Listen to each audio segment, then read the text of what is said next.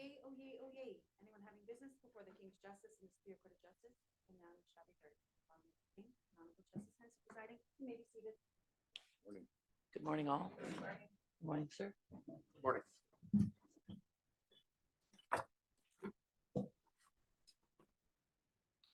Before we begin with questioning Professor Smart, there's a small housekeeping matter I'd like to address with the court, and that is I have the balance of the compendium for Professor Smart, which with my friend's consent and the court's permission, what I'd like to do is I'd like to have current exhibit V as in Victor marked as V.1, and the volume 2 could then be marked as V.2 for identification purposes.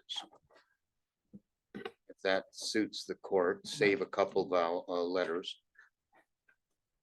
Yeah, not a vowel.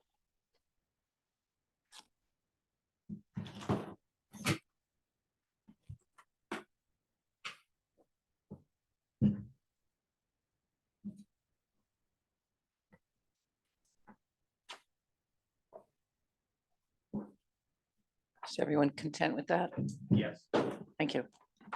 Thank you, counsel. So where we left off yesterday, Professor Smart, is that the judge was looking at your slide 68, which contained numbers from the 1975 task force. And I had suggested to the court that I was going to try and provide an explanation. And what I want to do, and I'm going to telegraph where I'm going with this, what I want to do first off is try and help the court understand the genesis of your numbers without asking you to defend those numbers. We're just trying to identify what the changes are and where they come from. So in order to do that, Professor Smart, I think what we need, everyone needs before them, is Exhibit 68, which is the 1975 task force. And if you could also have open at the same time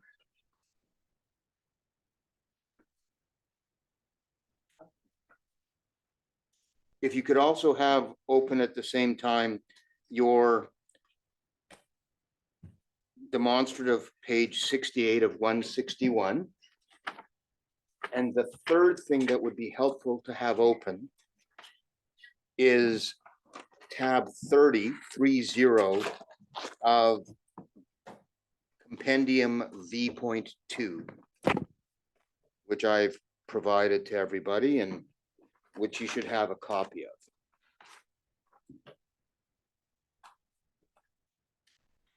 Mr. Schechter, help me a little bit more. So you want 3 documents. I've got, of course, I think my it'll be own. helpful if we have 3 documents open in front of us. I got my own slides, of course. That was the easy part.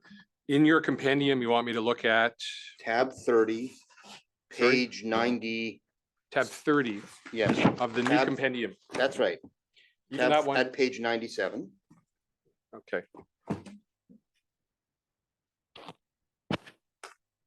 Okay, great. And then there was a third Yeah. document. The third one is Exhibit 68, which is the task force itself. Okay. Page.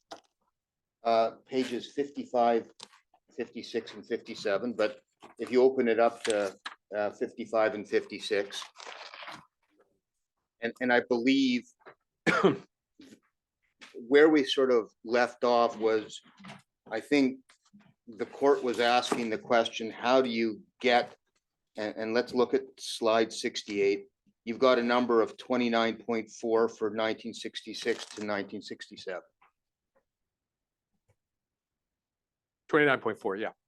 Right. And that 29.4, just so that everyone's on the same page, both literally and figuratively, comes from your province-wide calculations of forest management expenses, correct? Yeah. Okay. And then in your slide, you have the 1975 task force report calculation of province-wide expenses of 25.2. You see that there? Yeah, And I think the judge was asking, how do you get to that number? And I recall Her Honor saying, what is this number? I said it's forest management expense as it appears in the task force report. You, Mr. Schechter, we ended on you saying that's not true, but it is true. Just go with whatever is. Okay.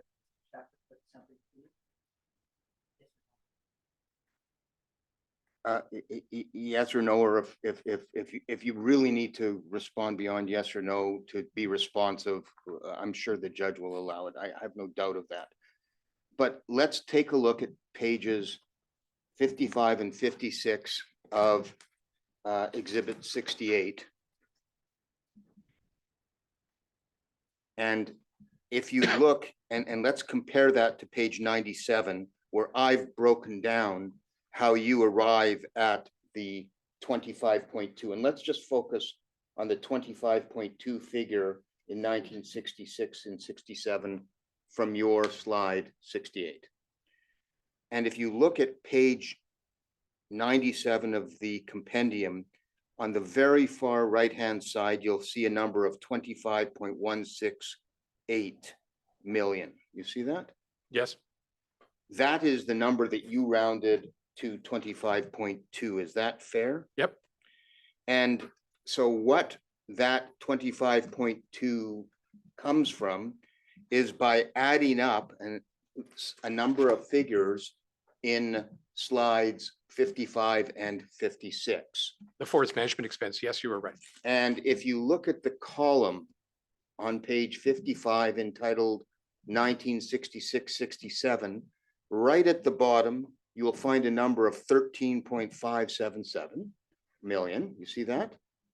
Yes, And then what you do is you add back in the portion of the expenses called federal contributions / reimbursements of expenditures of 1.126 billion, correct? it's not correct. I don't agree. I'd like to explain if I may. That's a revenue item, Mr. Schechter. It's not an expense item. You said you add back the expense item called, and then you repeated the name. It's a revenue item. That's revenue received by the province of Ontario from the government of Canada. It's revenue, not expense. And as you know, we separate gross revenue and gross expenses in our accounts. So what I have done is showed you my accounts, gross management expense, forest management expense, and I've shown you the task force's gross management expenses. They're the two equivalent figures compared side by side. Mine is 29 million, theirs is 25 million. They're both gross expense items. The two items that you're talking about, you say I added back. Well, no, I was adding up the expense items. Those are revenue items. No, I apologize. No, I haven't added anything back. Instead, in the tables provided by the task force, I added up the expense items. In your table on page 97, you have included two revenue items. You wrote contrib, short for contribution. That's revenue paid to the government of Ontario in column 2 and column 4. So it doesn't belong in a total of gross expense, which is what I'm comparing.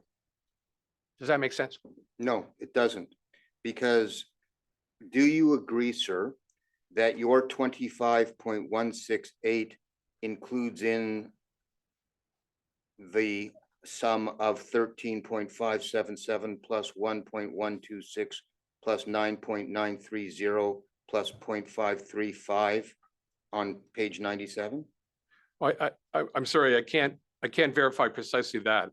We could go through each individual item here and add them up. I would need a calculator because there are many numbers. Well, all right. So if I've got it wrong, why don't you tell the court how you arrived at 25.168 rounded up to 25.2? Well, I If would it's- refer you to tables 16 and 17, which are in my demonstratives deck, but you have before us now Exhibit 68. They are on pages 55 and 56.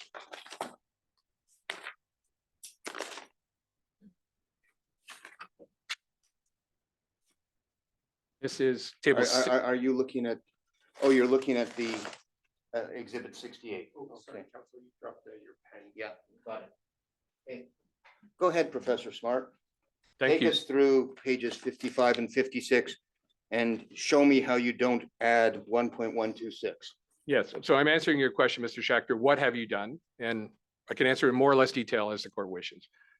You will see for the year 1967 that you've been talking about, that there's a bunch of rows in that column. I've added up all of the expense items there.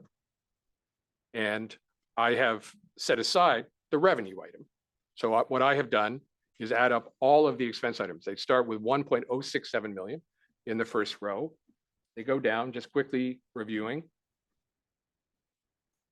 to the final row of expense is land acquisition and development, 0.251 million. I added those up. One will arrive at a number which I conjecture is $14.7 million. But that's a conjecture. I could add all those numbers with a calculator. Conjecture or an estimate? Like, are you estimating that that's what it is? It's my best guess, and I'm pretty good at adding, Your Honor. It's probably right. Professor Smart, the number you're looking for is 13.577 minus 1.126, correct? No, you could do it that way. Mr. Schachter, you're right. So we could start with the bottom line, which I did not do, in the task force report, where they've reported what we call net expense. So that's expense minus the associated, what the revenues that they associate with it. So the net expense is 13.577. I believe if we look, it's Sorry, can I just say? You call that expenses in this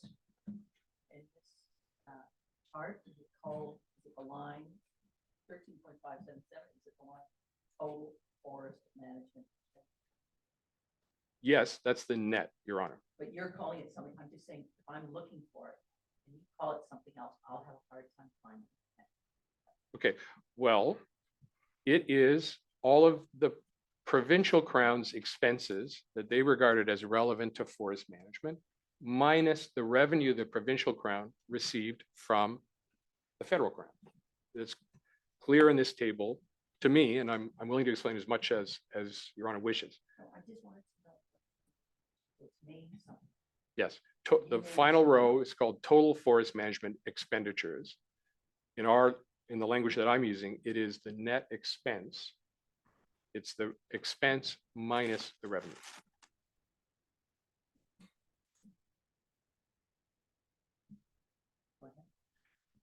Mr. Schachter has said, well, you added something back. I didn't do that. Instead, I added up with a computer all of the gross expense numbers to make them comparable to my own gross expense accounts. But I agree with Mr. Schachter. We could proceed the other way. We could begin with expense minus revenue, which is recorded in the final row at 13.577 million.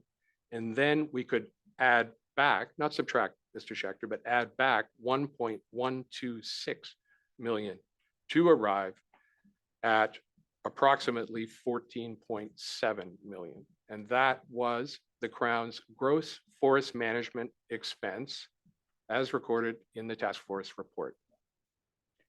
And then to continue on in arriving at your 25.168, you went to table XVIII at page 56 of exhibit 68.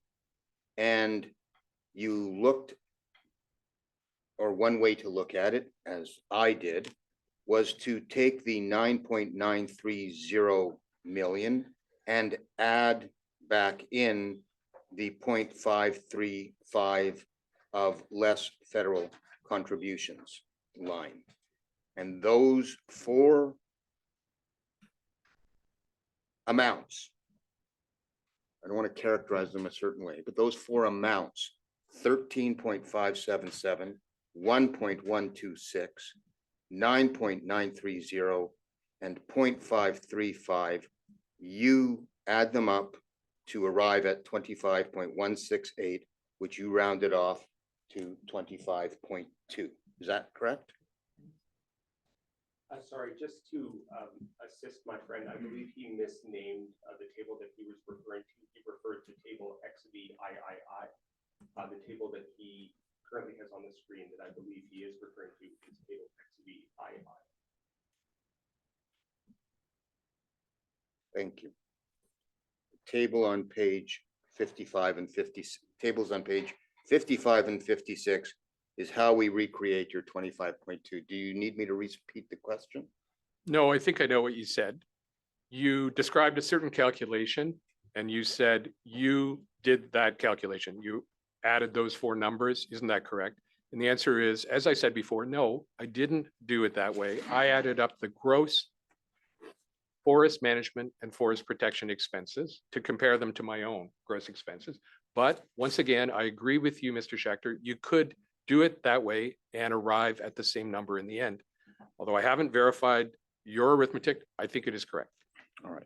And so you whatever process you used to arrive at the slide 68, whatever you call the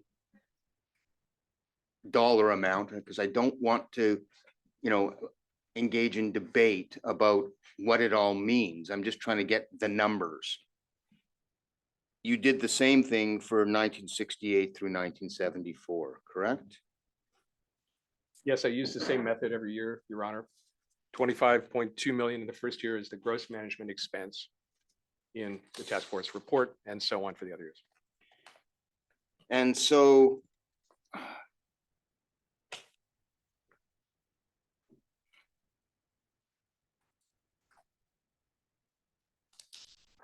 the number you arrived at slide 68, the 25.2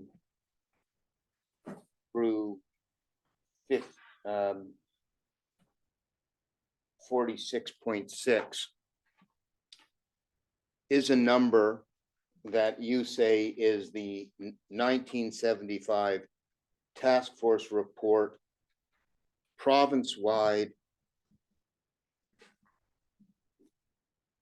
expenses relating to the forest department. Is that fair? Forest management and forest protection expense, yes. All right. Now,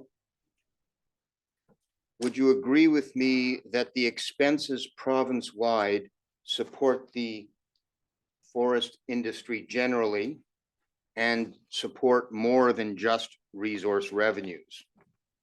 Yes, I do. They also support the receipt of such crown revenue streams as corporate taxes. You agree with that? As we discussed at length yesterday, I don't agree with that. I don't agree that you could draw a line direct or indirect from any spending in this account and incremental corporate tax revenues, All right. Well, nor would I call them resource revenues. so let's just remind ourselves what the task force thought. And if we could go to the task force report at page 42 and remind ourselves what that says.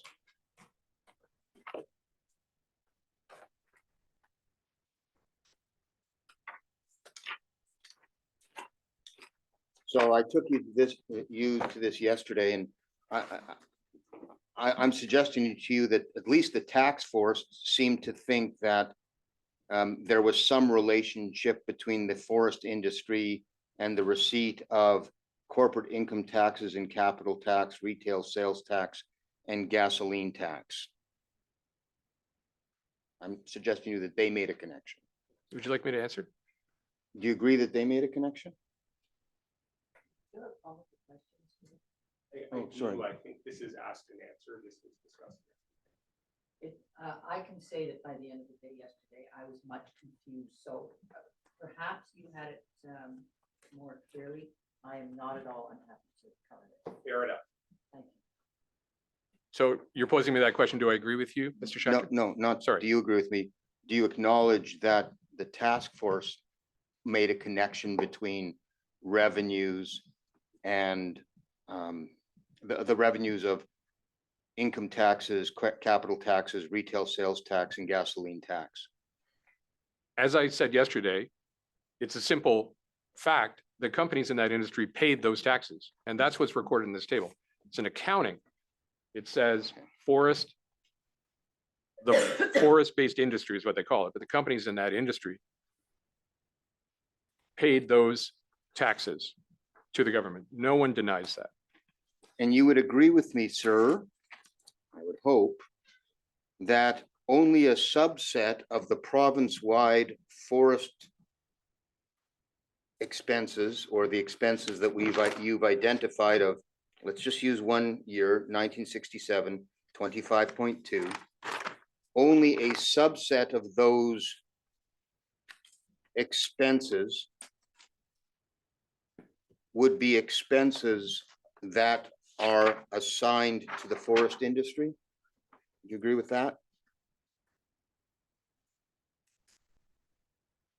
I didn't understand. I think you're asking me, please correct me if I'm wrong, of the forest management expenses identified by the task force, you're asking me whether only a portion of them should be assigned to the forest industry? If so, I disagree. All right, well, let's take a look at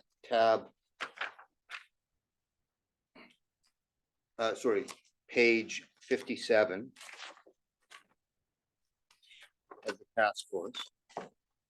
And they have a heading entitled on table XVIII, Forest Protection and Management Charges Assigned to the Ontario Forest Industry. And we went through this yesterday. See that? Yes. And I'm suggesting to you, sir, that the task force included in a subset of the 25.2 for 1966, 67 as being assigned to the forest industry. Would you agree with that?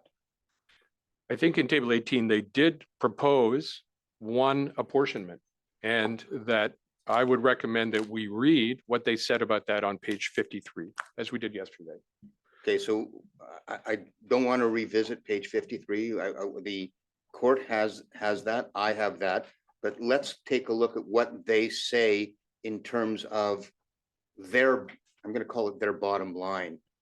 I see a bottom line here at page 57, and I've reproduced it at page 98 of the compendium with a big red box around it, because that might help direct our attention to it. So again, we're looking at Exhibit 68, page 57, which is the same thing as compendium tab 98. And under the row, total of costs assigned to forest industry, the task force did not identify 25.2. They identified 16.163 million. Would you agree that that's what they did? I think they did identify the 25.2 million, and the fact that they did is the point I wanted to raise to the attention of the court. That is that people 50 years closer to the data than us thought it was possible to use these accounts to do an accounting of forest management expenses. That's why I wanted the court to see it. The second reason I wanted the court to see it is that the numbers are different than my numbers in some degree, and I thought it was important to share that with the court. Now, the issues that you're raising are precisely the issues of debate between ourselves, Bodway and Smart, and Mr. Hutchings. Should these expenses be apportioned or not? And I agree that those are issues, but I don't agree that there's any evidence in the 1975 report that would cause me to change my opinion about this. They don't offer any evidence to support any particular apportionment. They simply say it involves value judgments. Here's one approach that we concluded is our best opinion based on our consultations with the forest industry, but they don't say why. And they do say that they're accounting for forestry expense, and that, for example, many users of roads are not in the forest industry, forest access roads. Well, that's true. Many of them, for example, are in the mining industry. So they would not include that, but I would include that because my job is to account for resource supporting expenses, not forestry supporting expenses. So I think you're absolutely right to ask these questions. That's what Mr. Hutchings and I are in effect opining on differently. It's the important issue. But there is no evidence offered here that my opinion is wrong. There is a different opinion here, certainly. As I said, it's based on it's their best belief in 1975, based on the same data I used, and they reached a different opinion than I did.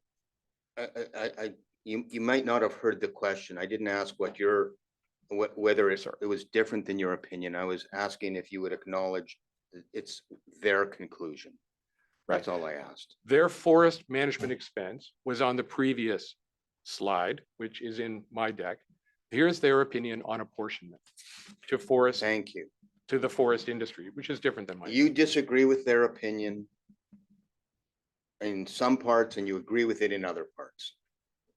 We agree, I and Who's we? this commission 50 years ago, on the right way to do this, which is to use the public accounts to measure expense. Here's the problem I have with that, Mr. Smart. I am really trying to follow a line of question. I have your point made forcefully, clearly, many times. You think the public accounts are racist. So the theme of these questions is not about that. So you can have confidence that I have that. Thank you, Your Honor. If you follow the question, you will, in your answer, you will help me tremendously. Because I focus on the question, my brain is ready for the answer to that. And when you start talking about your great confidence in the public accounts of Ontario, and it's not responsive to the question, then I am lost. So all I am asking, I'm directing, before you answer, and before you, for instance, defend your position that the public accounts of Ontario are the better way to go, focus on the question. It's so helpful. I will do my best. So, Professor Smart, the task force, whom you don't agree to on this part of their report, assigns to the forest industry not 25.2 million, but 16.163 million. Do you agree with that? I agree that that's one. Yes, I agree. I agree. Thank you, sir. And they do the same thing and follow the same analysis for the years 1967 through 1974-75 preliminarily for 74-75. Would you agree with that? Yes. Thank you. If you go over to page 99 of the compendium, I have a comparison chart. Now, I'm going to telegraph to you that I understand you don't agree with the conclusions or the conclusions of the task force. But I just want to make sure I understand the math that is presented in your slide 68. And I want to suggest to you that when you look at page 99, the difference is not between 29.4, and here I'm focusing on 1966-67. The difference to be compared to assess the accuracy, if you will, of your calculation is not the difference between 29.4 as compared to 25.2, but the difference and the proper difference is, or comparison is 29.4 as compared to 16.163.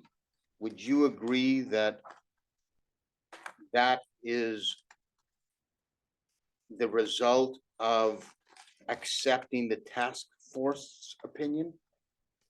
Not your opinion, the task force opinion.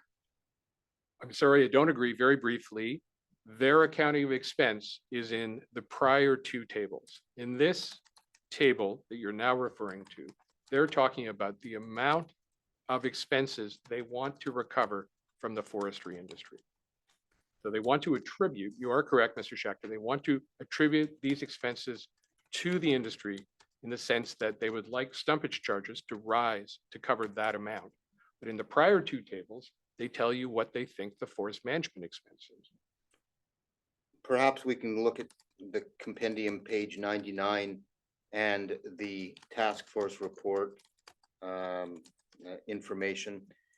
And I just want to identify the columns, make sure that you agree that the columns are accurate. I'm not going to ask you if you agree with the methodology behind it, but at least agree with me that they're accurate. The first column is the years, and the second column is at column number, it's depicted as 1. That's the forestry expenses from your work papers. And those numbers are a little bit, I guess, to the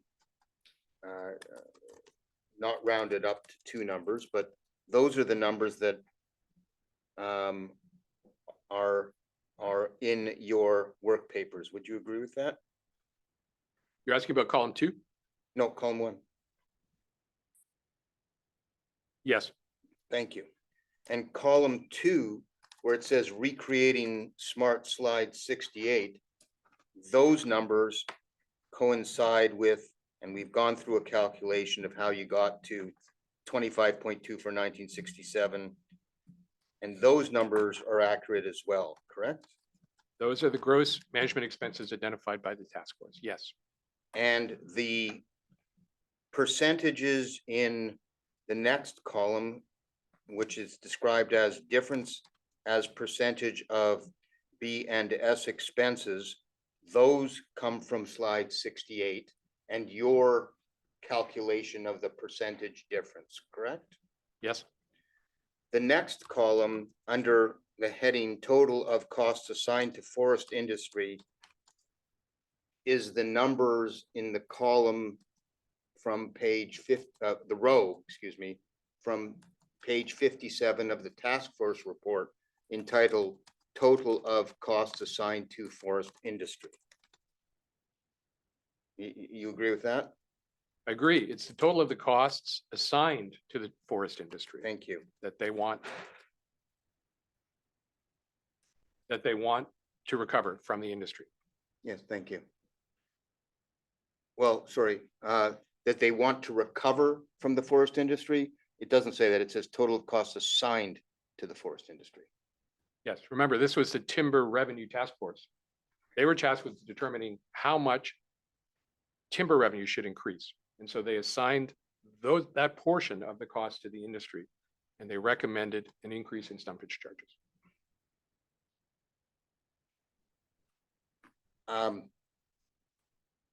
And the last column is a difference as a percentage of B and S expenses. And all I've done there is I've taken the 16.163 as a proportion of the uh,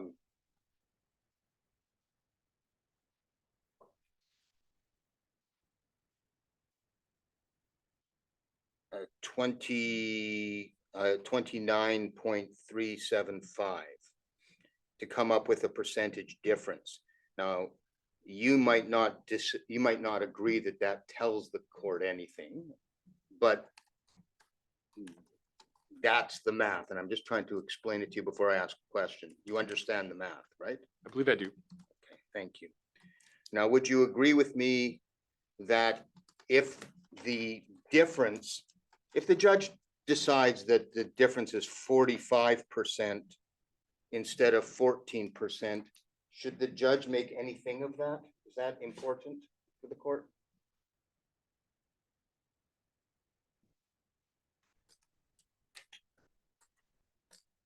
I suppose so.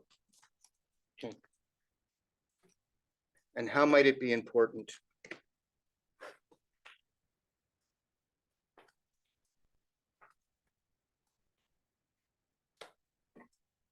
Well, as I understand it, Mr. Schachter is suggesting that the costs that the task force sought to assign to the industry and recover in revenues is what should be used as our measure of the costs to be included in our accounts. And I don't agree with that. I think instead, the purpose of the exercise here is to see whether the starting point is the same. And then you and I, Mr. Schachter, will have a discussion of whether costs should be included or not included in our accounts for the purposes of this action.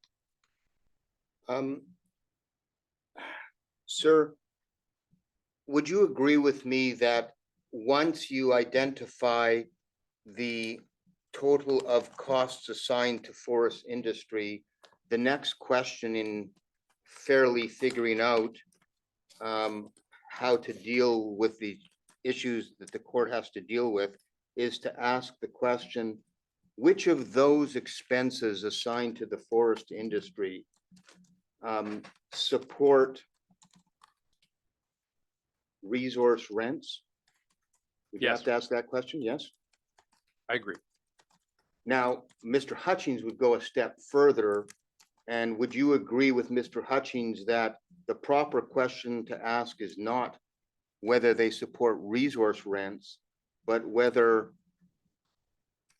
to those expenses or the subset of those expenses, as we've talked about, support relevant resource revenues? Would you agree with him on that? I don't agree that that's what Mr. Hutchings said he did or what he did. But I do agree with the statement that you made and attributed to Mr. Hutchings. That's what we tried to do, to include expenses which supported resource revenues. Because they supported resource rents, they must have supported resource revenues. Just to be clear, resource rents are larger than resource revenues. That's right. Thank you.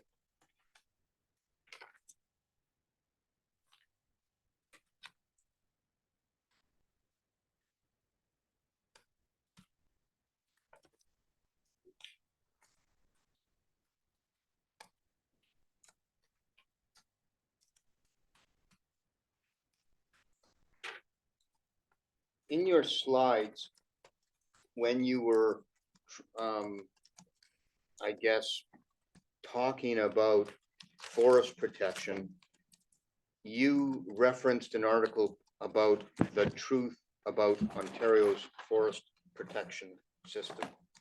And you called that article in A. And I can't recall what slide it is, but you're gonna find it at tab 15 of the compendium. The V.2, the second one. I have it.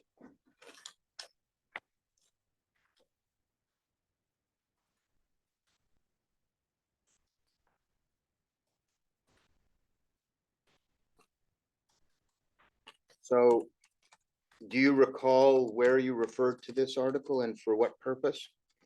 Not precisely. I recall it was in a footnote and I said, for a contemporary discussion of these issues, have a look at this. All right, so let's take a look at it's exhibit 1-5287. It's already in evidence.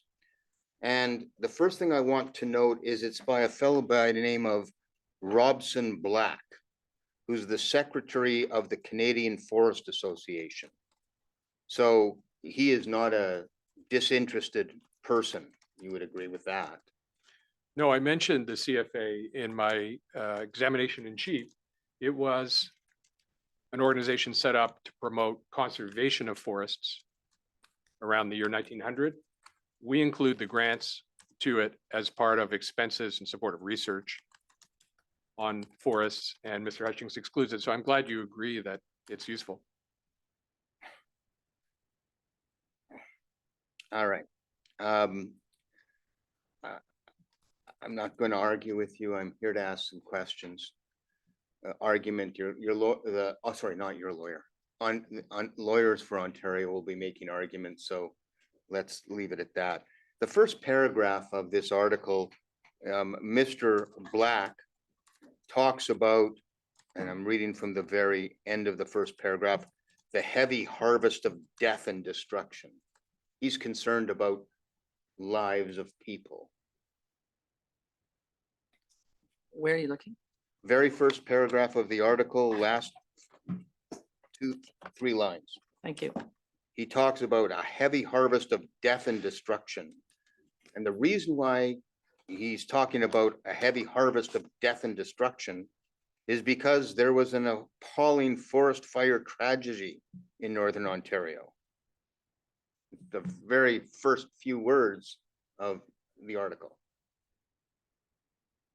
You agree? Yes,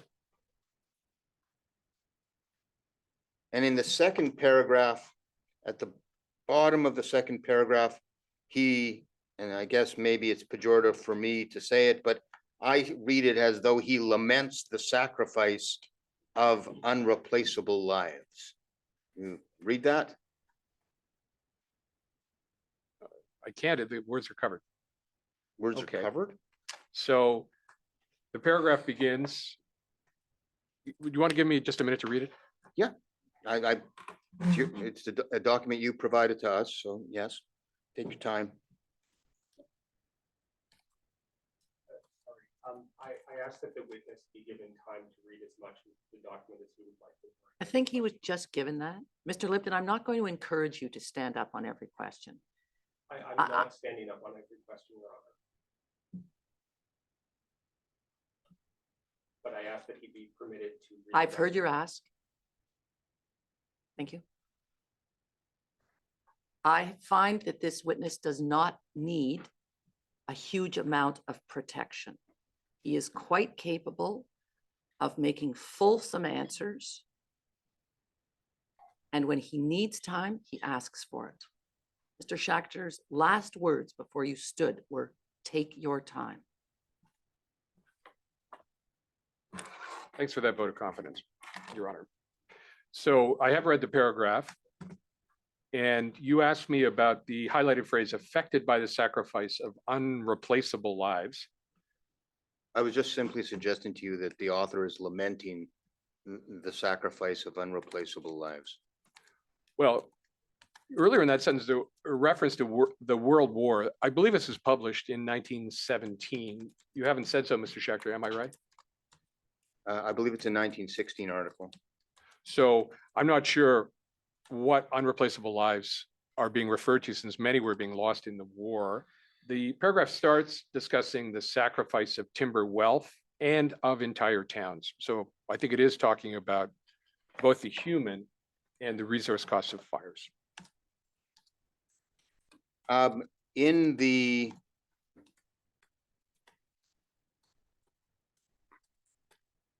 second column, under the heading Real Rights of Settlers, in the first paragraph, the author writes about settlers' burning operations in the third line. He is commenting on the fact that some of the fires, as I read this, are a result of settlers' burning operations. See that? Yes. And midway through that paragraph, I guess it's the next major paragraph, starting with the settlers going into Northern Ontario. Still in the second column. I'm going to read it. The settlers going into Northern Ontario have a perfect right to demand that their lives and property shall be guarded by the government to the best of its power. You see that? Yes. Would you agree with me that the author is concerned about the rights of settlers and having their property protected? Yes, I think so, among other factors. Yeah, there are other factors indeed. Now, under the heading, why this difference on the third column, we see the following passage. the Ontario limit holders are paying for their fire ranging considerably more than twice as much per acre as the limit holders included in the Saint Maurice and Lower Ottawa Protective Associations of Quebec, although the protection afforded the latter is superior. So is this fair that he's complaining that industry is being charged too much?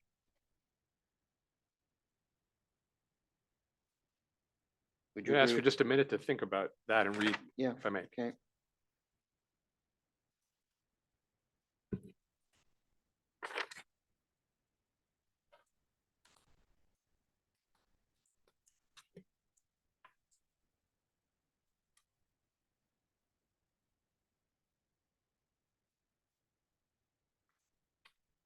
I think he says that they're paying more than in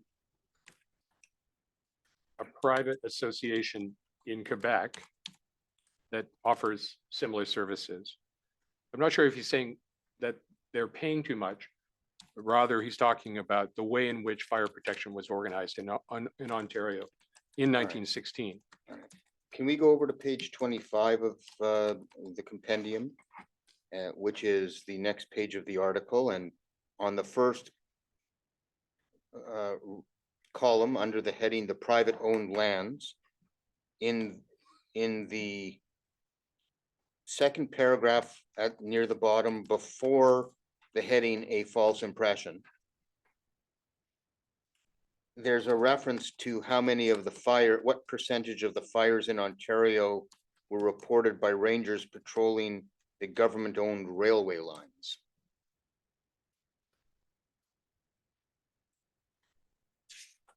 It's just above, Ms. Lewis, if you can go up more, please.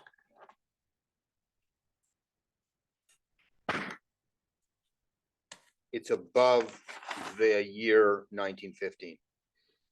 You have to go up. There we go. So we have here the author saying that 50%, 57% of all fires in Ontario forest lands in 1915 were reported by rangers patrolling the government-owned railway lines. So a lot of the fires are happening along the railway lines, right? Well, it doesn't necessarily follow. It says that's where the fires were reported. And the Remember reason That the province was very large and that communications and surveillance systems were very limited. Partly why the province invested in the air service infrastructure, the forest protection infrastructure in the subsequent years. This kind of report tells you why. They just didn't have the information that they needed to understand the threat to their resources. Would So you agree what he's with me? saying is it was reported. Yeah, would you agree with me, sir, that the reason why rangers were patrolling the railway lines was because railways often, the operation of railways often caused fires? They were obligated to do that under the law. Because yes, as I said yesterday, I believe locomotives were just moving fires and they threw sparks. And it was a great risk of forest fires resulting from the railways. On the column, the third column under the heading, the timber berths,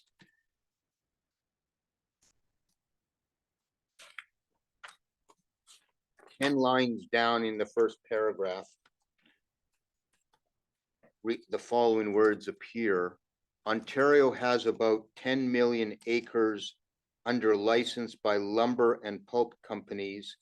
The cost of patrol and firefighting is borne entirely by the licensees. See that? Yes, You agree with that? yes, I do. It contradicts what Mr. Hutchings said.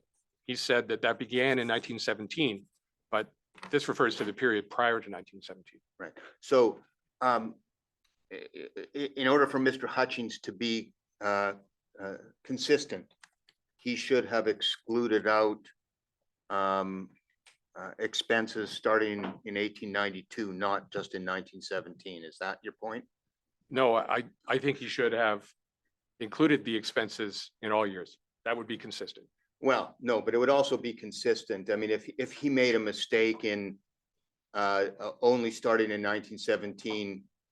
But if he was right in excluding them, he should have excluded them from 1892, not from 1917. Would you agree with that? I think he should have had a valid reason to do what he did, and he didn't. So would you at least agree with me that from his perspective, if he made a mistake, he made a mistake in not excluding them out from 1892? I can't speak to his perspective. All right. Well, you know that his opinion was to only count the expenses from 1917. So when Mr. Schachter says from his perspective, Well, he said that he changed his approach beginning in 1917 because the Crown introduced recovery of those expenses from the license holders. yes, so that's his opinion, Yes, okay? So if you substitute the word opinion for perspective, you know that to be Mr. Hudgins' opinion. Or opinion. but You say if this event yes, but if I may, Your Honor, happened in, well, let me finish, happened in 1892, his opinion should have been that as of 1892, those expenses should have been excluded. well, but nothing ever changed over the full period of his accounts. And so I don't know how he would proceed if he had realized that. He said that he changed his approach because the Crown changed its revenue collection policies. The Crown never changed its revenue collection policies over the period he was studying. So I can't imagine how he would have proceeded if he had realized that. Okay.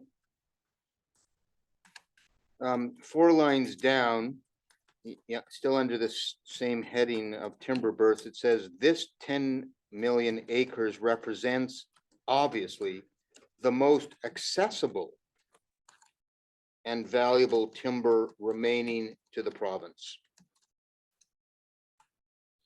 Would you agree with that statement? I mean, I don't know. I agree the statement is here. The 10 million is compared, I believe, on the next page to the 70 million of unlicensed merchantable timber acres. Are we going to get to that? I mentioned in my testimony before. I guess this is cross-examination, so I get to ask the questions and your lawyer gets to argue. So I'm not sure that we So, will. Do I agree? Can you Yeah. repeat the question, please? Yeah, do you agree with this author that the 10 million acres represents the most accessible and valuable timber remaining to the province? At that time, it was most valuable because it was under license. The other 70 million acres were by today potentially equally valuable.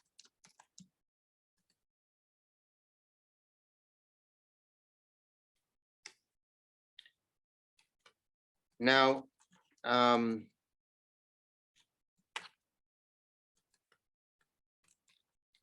over on the next page of the article, page 26 of the compendium, in the second column, in the middle of the first page on the second column, 10 lines down,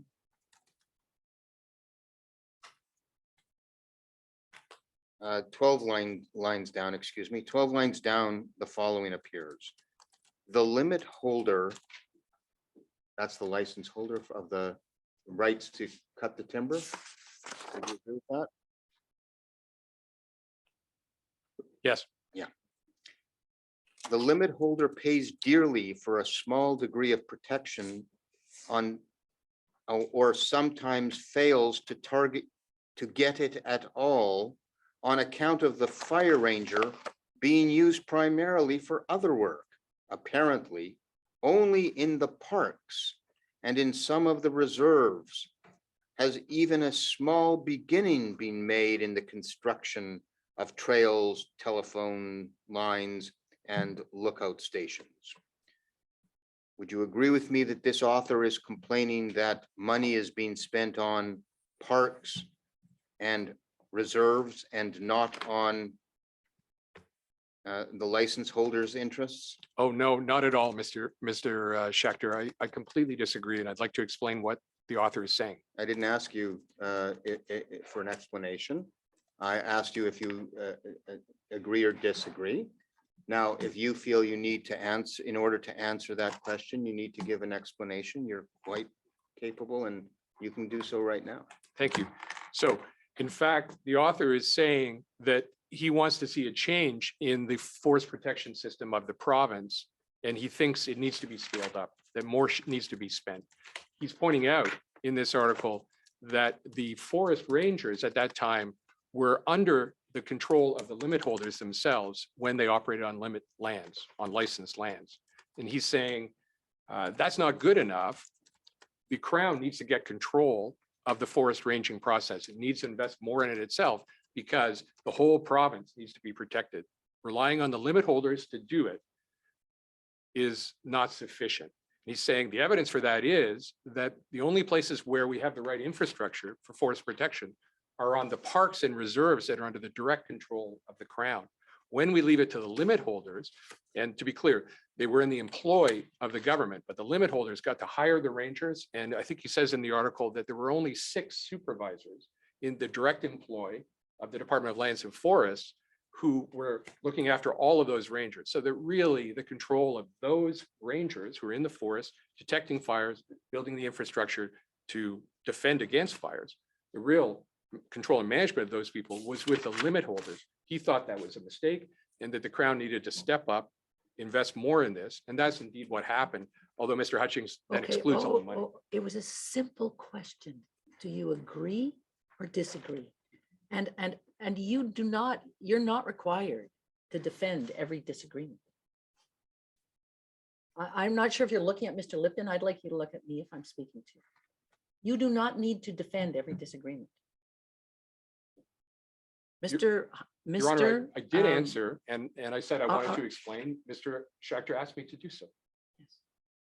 You were launching into something about Mr. Hutchings at this point. Okay, I don't want you to go that far. Okay, You're scheduled for a certain number of days. If you would like to double it, you're on track to do that.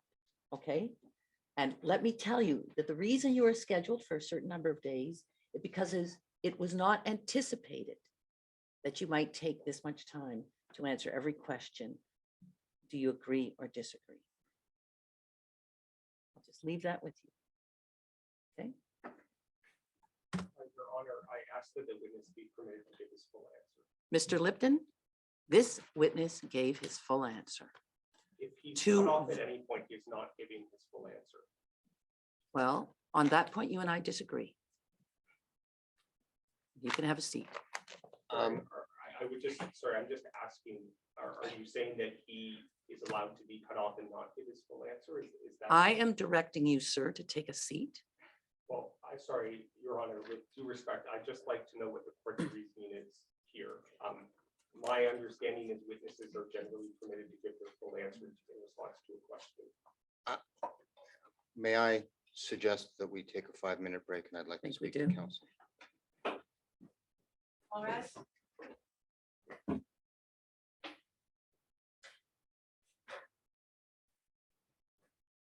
Or recess until we call.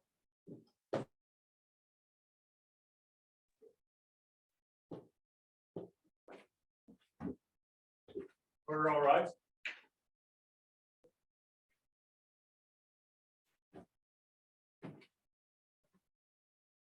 Ms. Corwin, I was thinking maybe seated.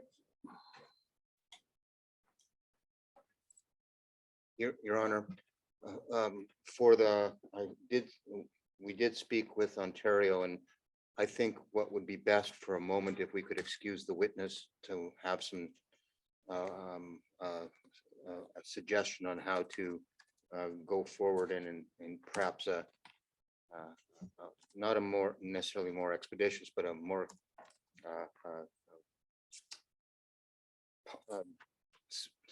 speedier way. If I could ask the witness to be excused. All right.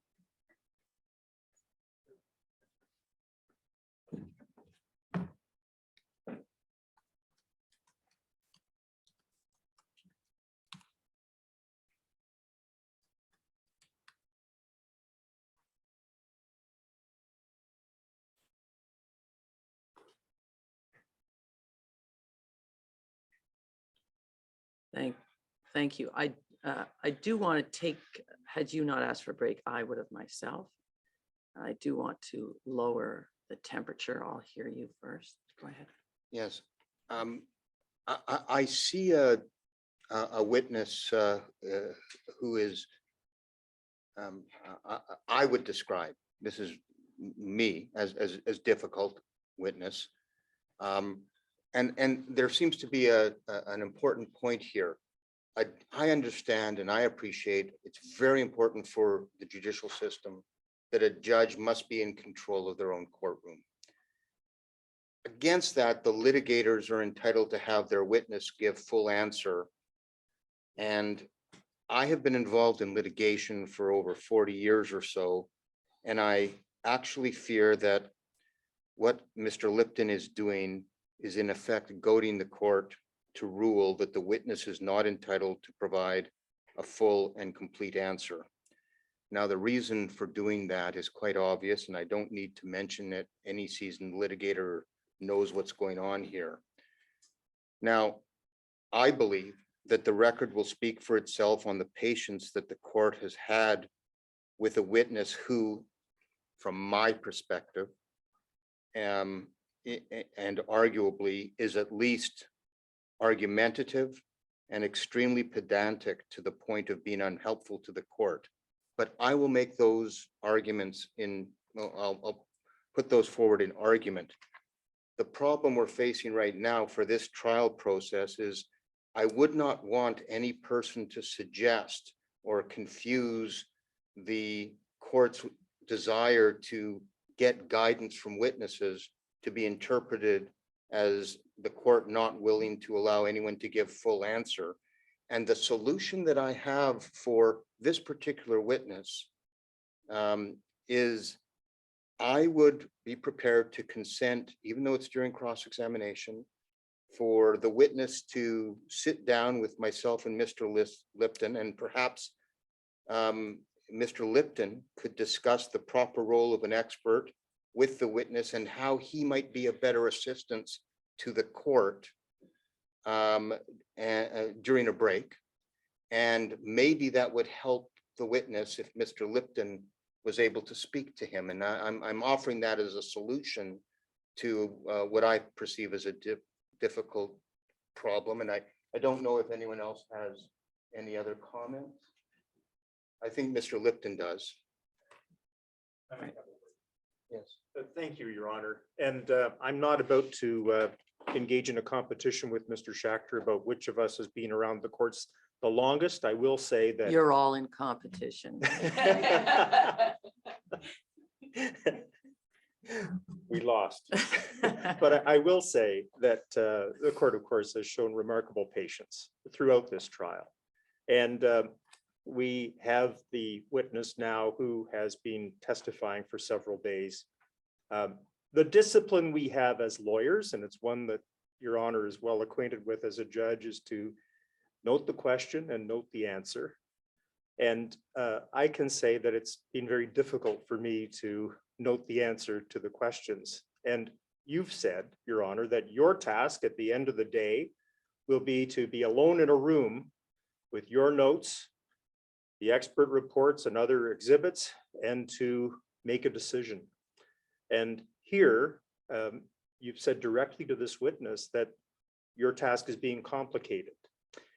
Now, we understand that there's a role, certainly an important role, and we are all familiar with what Wigmore said about cross-examination and its importance to the administration of justice. Mr. Schachter has shown remarkable patience with the witness.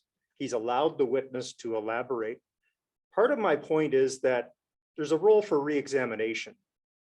And where a witness starts to, for example, quibble with Mr. Hutchings when it's not directly responsive to the question, that point of disagreement can be left for re-examination. And it may be that some of the objections, if there are any further objections, ought to take place like this in the absence of the witness, because that too may instill some discipline. So my point is, of course, we recognize that the court has this onerous responsibility. Mr. Schachter's alluded to it, to regulate the conduct of the trial. You have my submission that this has been done with patience throughout. We have a witness who, frankly, and this will be a submission to be made later, has not responded to questions directly put. And in my submission, some of the objections really amount to an attempt to invite the witness to say something that could be the subject of re-examination and not an objection at all. So in my submission, we ought to proceed. I adopt what Mr. Schachter has suggested as a potential solution. Frankly, I hope it doesn't come to that. Thank you, And Your Honor. that potential solution you're referencing is this idea that counsel or the plaintiffs and our group of 7 sit with counsel for Ontario while they talk to the witness. And you That's- say you hope it doesn't come to that? Well, I No, I'm just asking Mr. Gover's. Well, I on Mr. would Gover's hope comment. that it wouldn't come to that the Okay. witness would understand his role. But if it does come to that, Mr. Bass and I would certainly participate in that session with other counsel. my point was that Thank you. I thought that when we would sit down all together with the witness, we could explain to him, you can save that for re-examination if it's necessary. And Right. that might speed up the process. Did someone explain to him that there is a process? Yeah, called yes, re-exam? yes, because I believe he testified, well, I don't know how, if he testified, if he's ever been a witness before, but I can't recall that, but I'm just trying to facilitate a witness to be better helpful to the court is my view. And I don't know if Mr. Lipton. what Mr. Thank you. Mr. Lipton. Sure. So I'd just like to start by apologizing to the court. When you directed me to sit down after I had made my objection, I should have done so, and I'm very sorry for not doing that. Thank you. I have great respect for the judiciary and yourself in particular, and I'm sorry if I did not respect your ruling. In terms of what to do about the objections and the witness, although I really do take to heart Mr. Schachter's suggestion that we all sit down with the witness and discuss the role with him, we have done so. And I think at this point, his reaction to what we've told him, it sort of is what it is. I do think it is important, as the court has suggested, that the proceedings move along in an expeditious way and the witness's answers be, with explanation direct to the question that he's been given. So I don't think it's necessary to sit down with the witness. I think at this point, that would take more time and not, frankly, necessarily assist the situation much. I think at this point, the witness is going to testify as he does, but I certainly hope to make, if I have any further objections during this cross-examen, I hope to make them very minimal and quick. What I would, first of all, Mr. Lipton, I do thank you for your apology. What I would like your role to be as we go on is that just, so let's go to this idea that the witness has explained to him that there is something called re-examination, but that is a discipline of counsel. Counsel makes notes and says, do I have to clarify this? Is it worth it? Do I ask this question? Is it within the bounds? That's your discipline. And this witness, of course, doesn't necessarily understand that discipline. So he thinks everything has to be explained or restated perhaps, or defended. So when each time that you stand up at the mere hint of a syllable, that to get this witness to move on, he is encouraged to continue his answer. And so my fear is that you are encouraging him in this direction. Rather, if there is an interruption, I don't want to call it a cutoff, an interruption to direct the witness to only answer the question asked, or for him to hear from me, I believe the question has been answered, then I think you have an opportunity to exercise the discipline to let those comments go to him. Absolutely. I think that makes sense. I would just note that Professor Smart, his only experience testifying thus far has been at a tribunal. He hasn't sort of done the full court experience. And I think your statements make a lot of sense. All right. So what,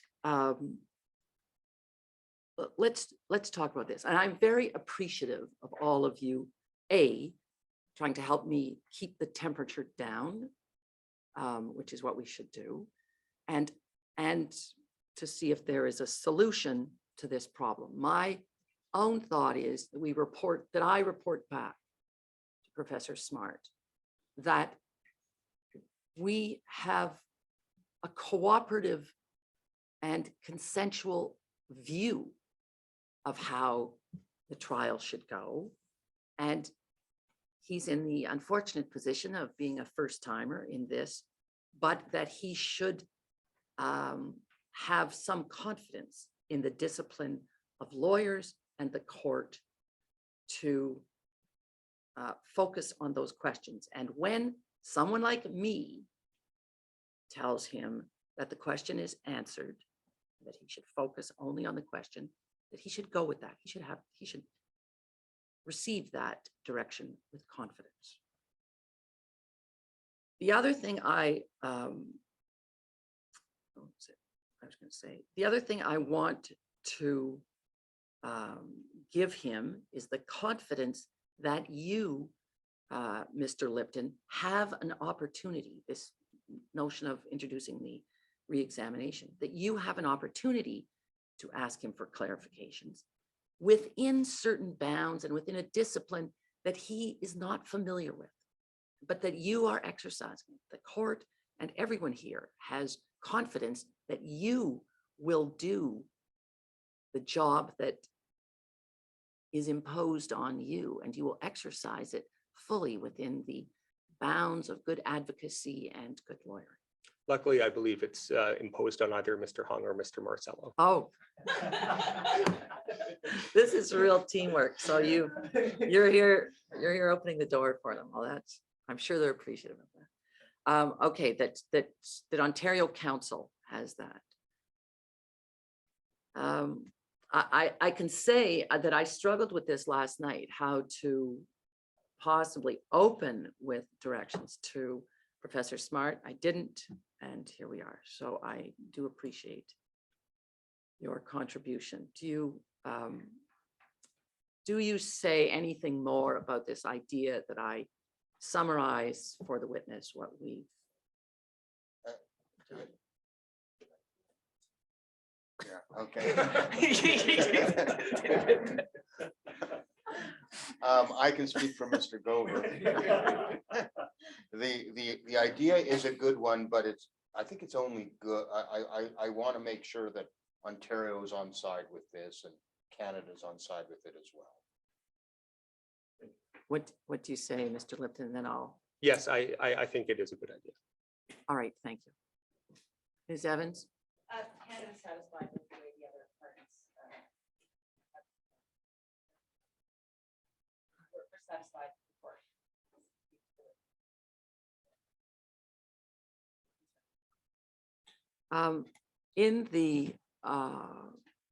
In this context, how are you doing on time budgeting and time estimates? Well, I had hoped to be done today. Mhm. It does seem unlikely that I will be done today. I'm tab 15 of 30. So I'm I think I'm more than halfway through, but there is still some tough Sledding. Yes. Tough sledding, We're yeah. all pulling our own toboggans through Yeah. this, so Yeah, so I don't have, I have to confess it's going a lot slower than I had anticipated and had budgeted for. mhm. But I think I have a number of important areas yet to cover. Well, as I have said, I hope often and to all of you, there may be a schedule, but more important than the schedule will be getting through examinations as you have conceived them. I have no complaint about how this trial is being run by council. I have found it to be most efficient process most of the time. So I want each of you in examinations to feel that you have had the opportunity to achieve your goals. I will, in my summary, remind Professor Smart, but maybe, you know, the whole notion of reminding is useless, I'm not sure, but remind him of my task and that he keep it at the forefront of his mind. That at the end of the day, if I read through a transcript, I'll be looking for an answer to a question. And if it's not there, I'll be lost on that particular question. I don't know if you have any other ways I might express that, but I almost thought yesterday I was begging for some help. And when we were working with the professor, we did emphasize the court's need for answers to questions. So. Okay. Okay. So why don't we bring the witness in and I will have just make a summary of this.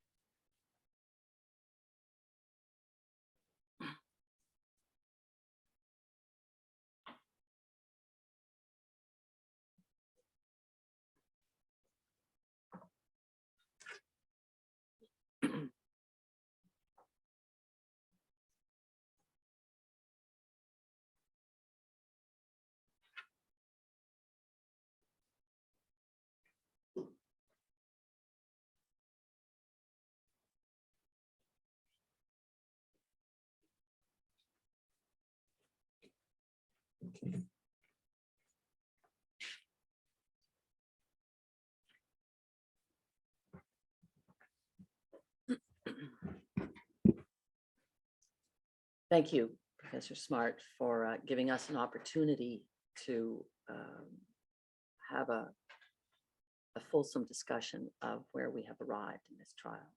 I want to start by saying what I have always said to witnesses in this trial, and that is, I very much appreciate the respect you have shown this court and that your contribution is an important one.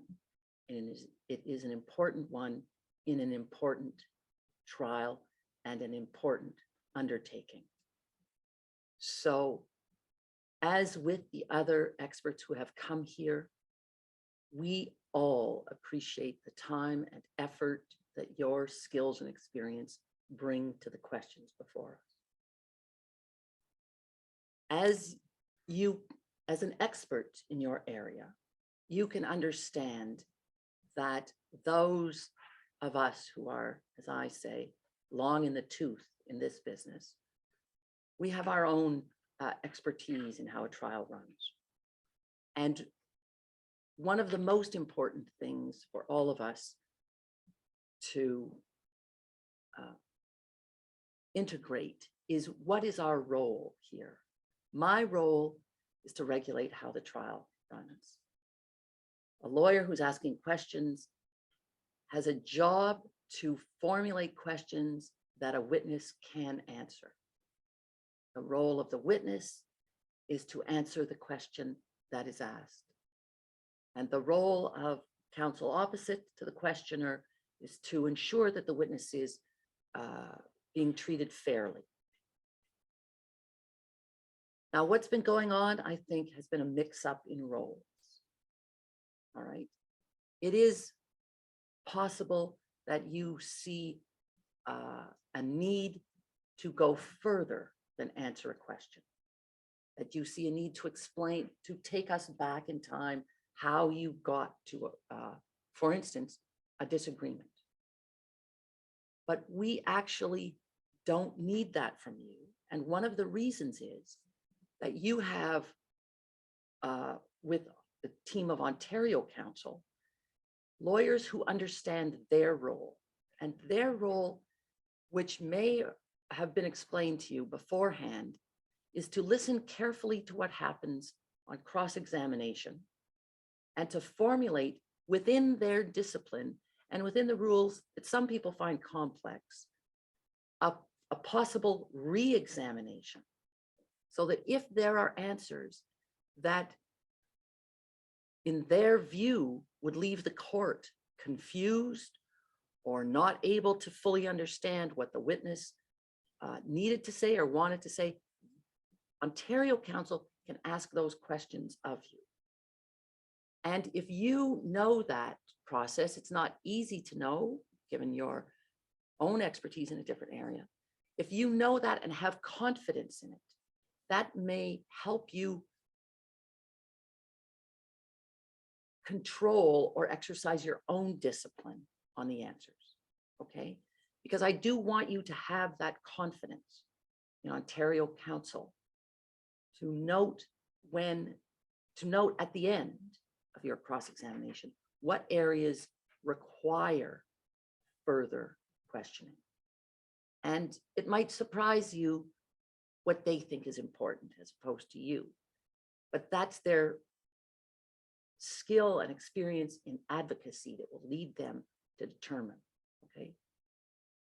So mostly what I want to say is that we've had this discussion, and unusually sometimes, but not in this group, unusually there is a consensus and a very cooperative approach to what I am saying to you now. All right. And that is, we all want this proceeding to create the best evidentiary record.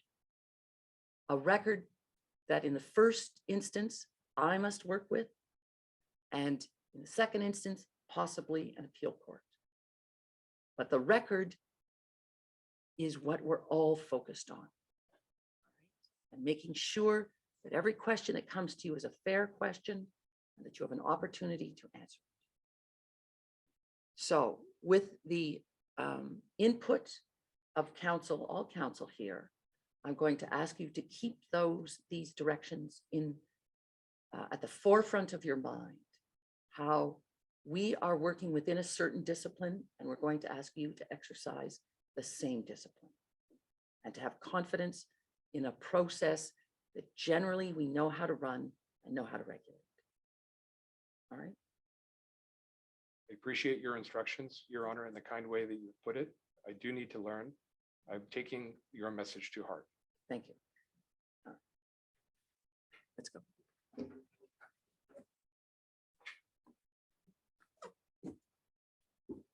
Professor Smart, the one last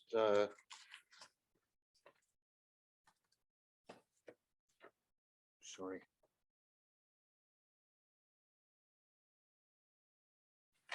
The one final question I wanted to put to you about this article is on page 25 of the compendium.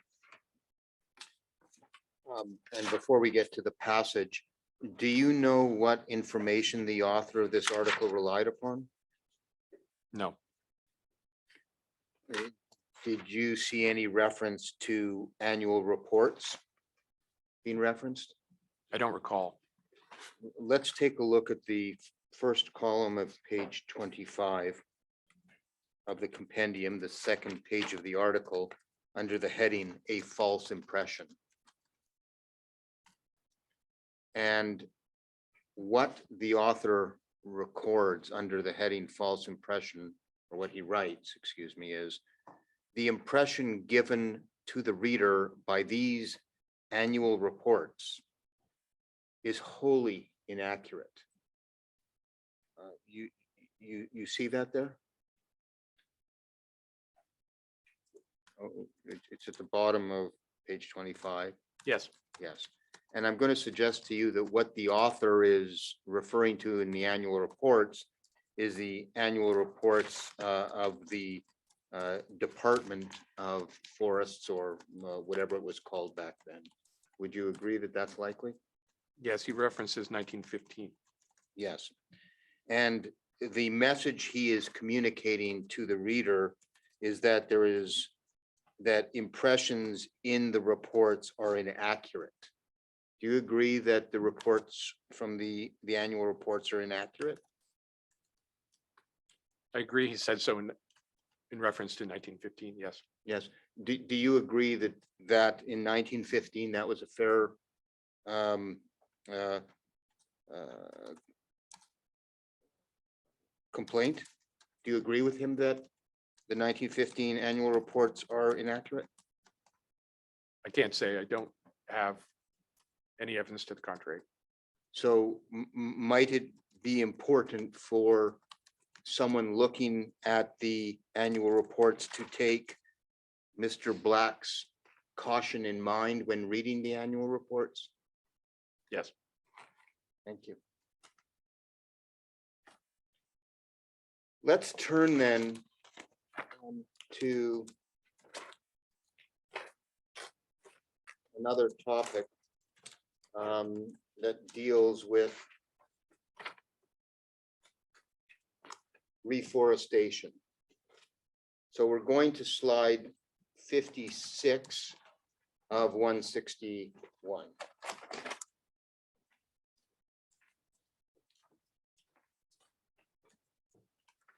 This is of your demonstratives. And as soon as I get there, I'll figure out why I have a note to go to page 56, and I will ask a question.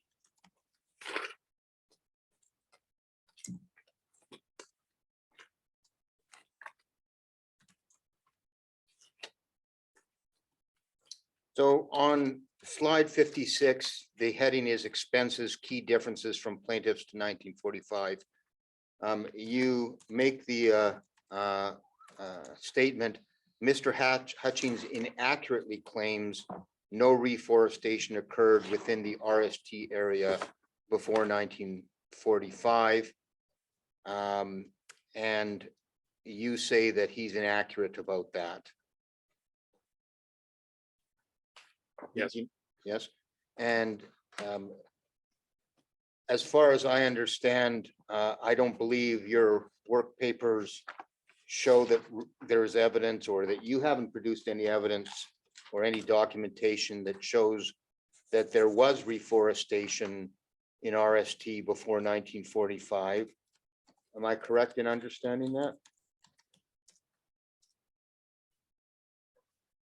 I'm looking at slide 57, which talks about what we know, but I agree with you. Thank you. So you're surmising from the information from, and I'm trying to be fair to you, but from the reports and Lambert and Pross and the annual returns from 1926, you're inferring that there probably was reforestation in RST. Is that fair? Yes. But you don't know that that's the case. No, but no, I do not. Now, just sticking with slide 56 of 161 for a moment. You have in the last bullet, the present value of reforestation expenses in the public accounts of Ontario is 862 million. And then in brackets, 8.3 billion at Hutchings interest rates. Now, you've chosen to present these numbers, but the judge should remember that these are province-wide numbers, right? Yes.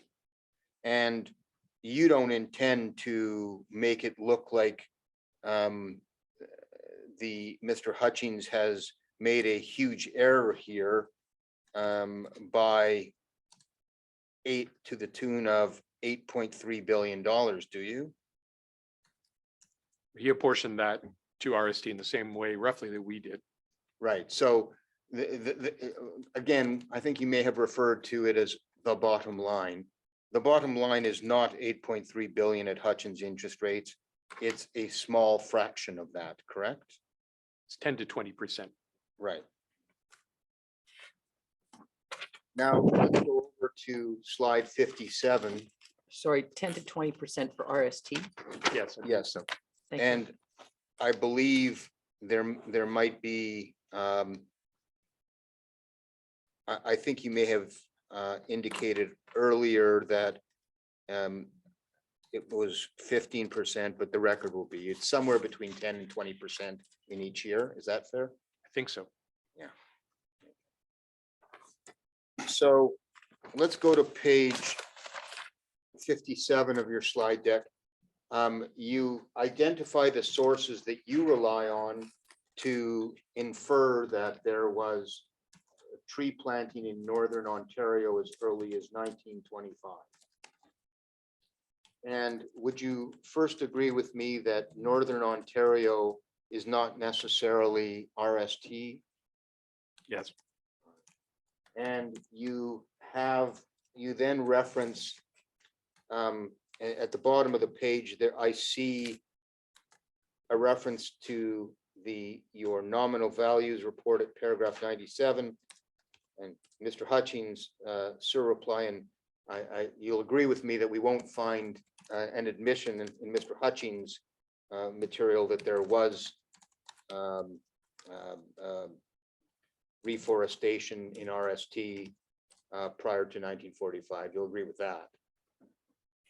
That Mr. Hutchings doesn't provide evidence of it? Is that your question? Well, he disagrees that there was any, so you won't, we're looking, I'm going to take you through your sources of, that you relied on.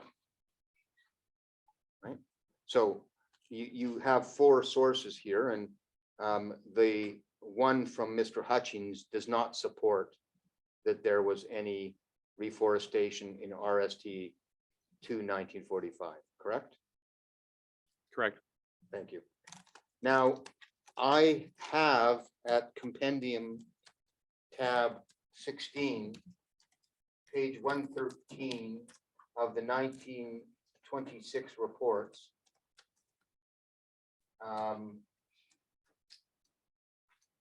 And there's nothing there about tree planting in Northern Ontario.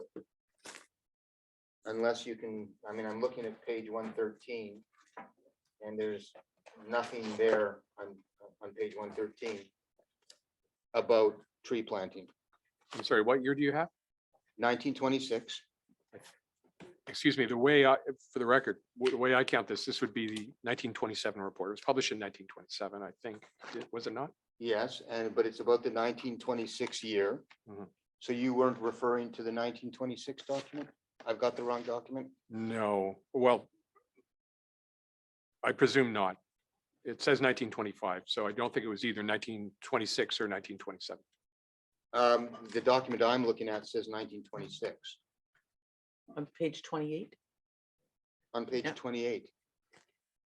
So it does, but the text says annual reports of the Department of Lands and Forests refer to tree planting in Northern Ontario as early as 1925.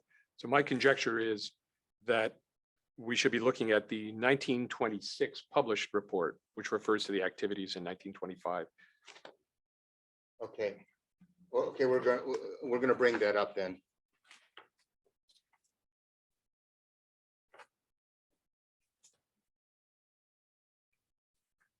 So we're looking for the published reports from 1925, the one just prior to 1926. I have to say that I thought that we might get into this, and I perhaps should have brought the 1925 edition as well, but we're going to bring that up. I apologize for the delay. I think it's on my. Okay.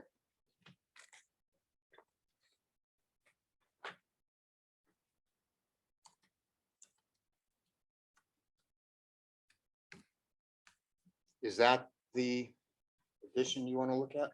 I believe it is. All right, perhaps we can. Yeah, let's just go through the document. Let's try and go to page 113. You'll note that the document only has 110 pages. That's why I didn't think you were intending to refer to this one. You may be right. So this is part of the joint book documents. So the volume of 1925 does not have a page 113. And so I thought maybe you were referring to the 1926, which referred to the 1925 year and page 113, but there's nothing on page 113 that I could see that has anything to do with, that mentions the point that you say it stands for tree planting in Northern Ontario as early as 1925. Is it possible that you're mistaken, sir? It's always possible. I could offer a very brief guess at what's going on here. But it's Well- up to you and your honor. Well, I don't want to guess. I don't want you to guess at anything, but if you know what happened, tell us. If you don't know what happened, you can say you don't know what happened and you have no explanation for the matter, but I don't want you to guess. I believe it's a page reference to a PDF to be found on archive.org rather than the version that's in your JPD. And I believe it's a reference to tree planting in the Temagami or Nipissing area. I don't remember precisely. It is, and Temagami is not in RST, is it? No, it is not. Thank you. So the next bullet is, according to the authoritative administrative history of the DLF, large scale replanting began around Sault Ste. Marie in the 1920s, and you refer to page 197 of Lambert and Pross. Now, that page 197 of Lambert and Pross was not in the record. I had to go and find it at a library. And I wonder if you could take a look, please, sir, at the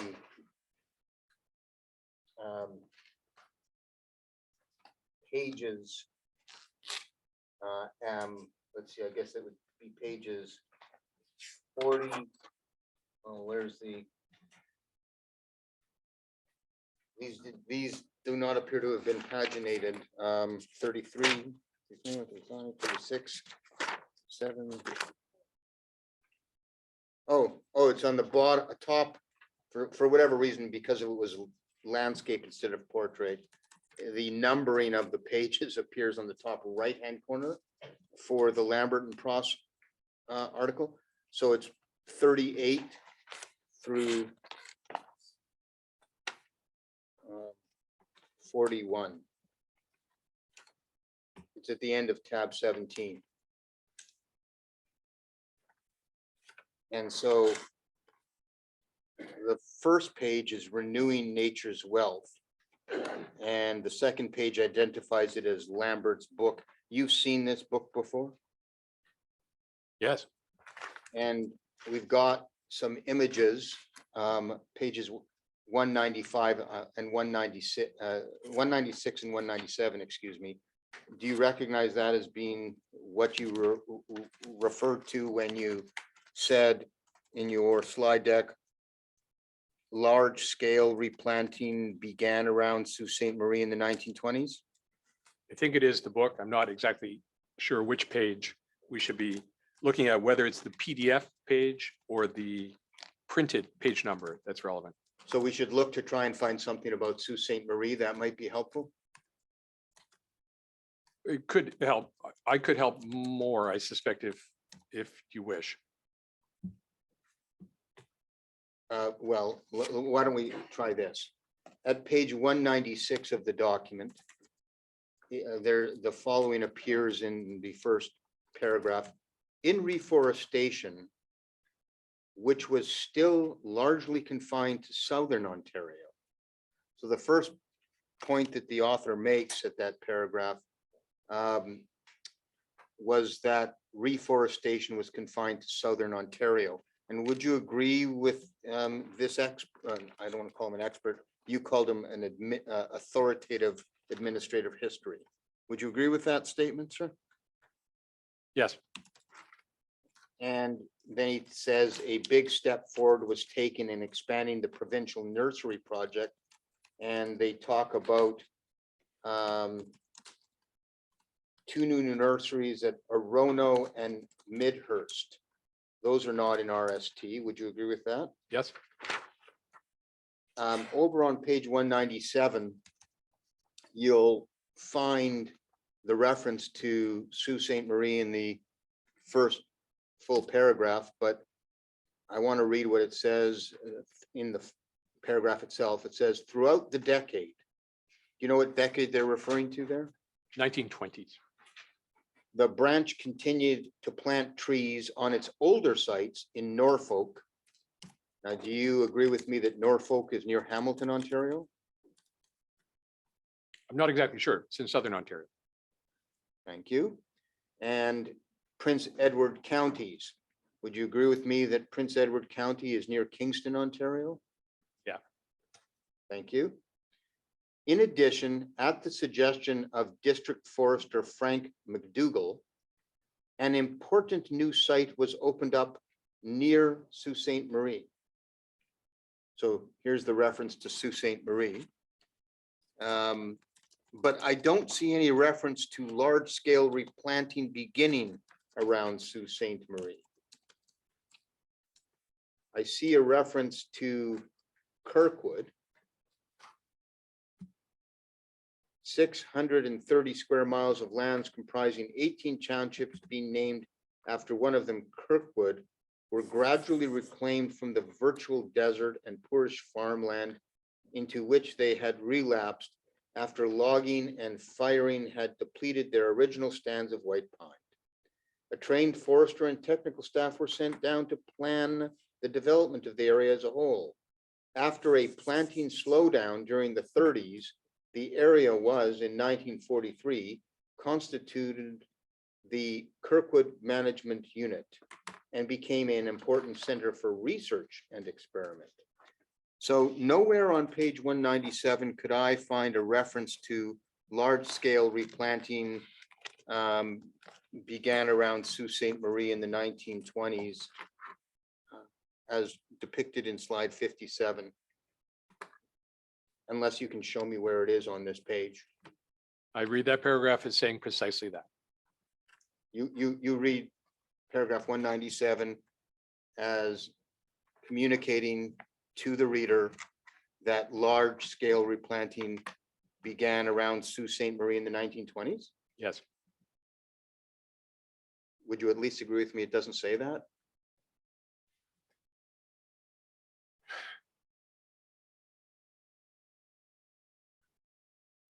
I don't agree because I believe those words indicate the planting started in the 1920s over an area of 630 square miles, slowed down in the 1930s. And that the area referred to is the Kirkwood Forest, the famous reforestation site.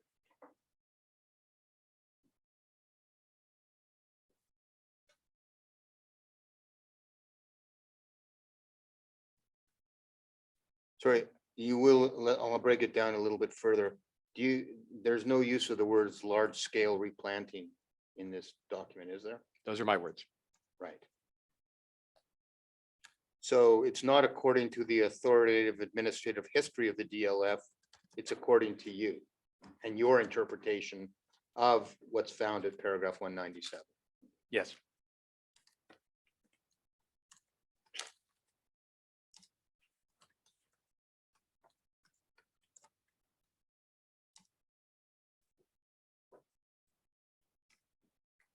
Perhaps then, sir, we can continue on.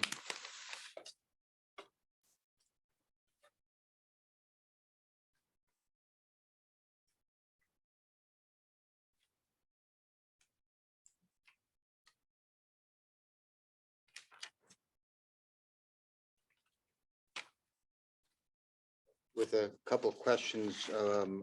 Would you agree that up until 1947, reforestation is dealt with in the public accounts as a separate line item? I don't recall every year. Sometimes it was, not entirely sure. Are you able to agree with me, sir, that from 1947 to 1963, reforestation is recorded in the public accounts on a province-wide basis under the heading Fire Prevention, Conservation, and Reforestation? I don't think I can, without reference to the original documents, confirm that what you said is true.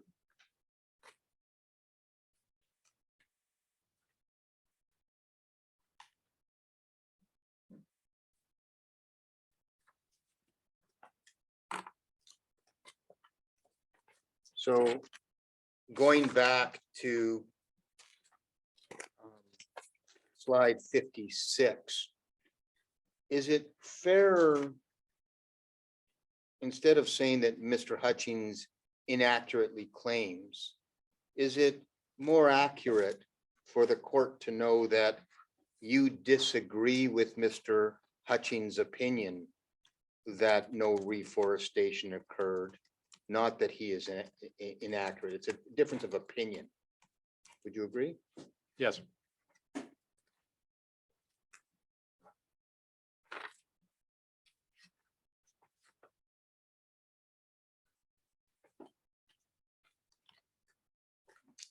I want to talk very briefly about insect control, if I might. But before I do that, how are we doing for time? I know we had a kind of an odd break, and I don't want to, it's only a little afternoon, but we have been going for a while. Okay. We'll take 15 minutes and then go till, and then we'll go till 1.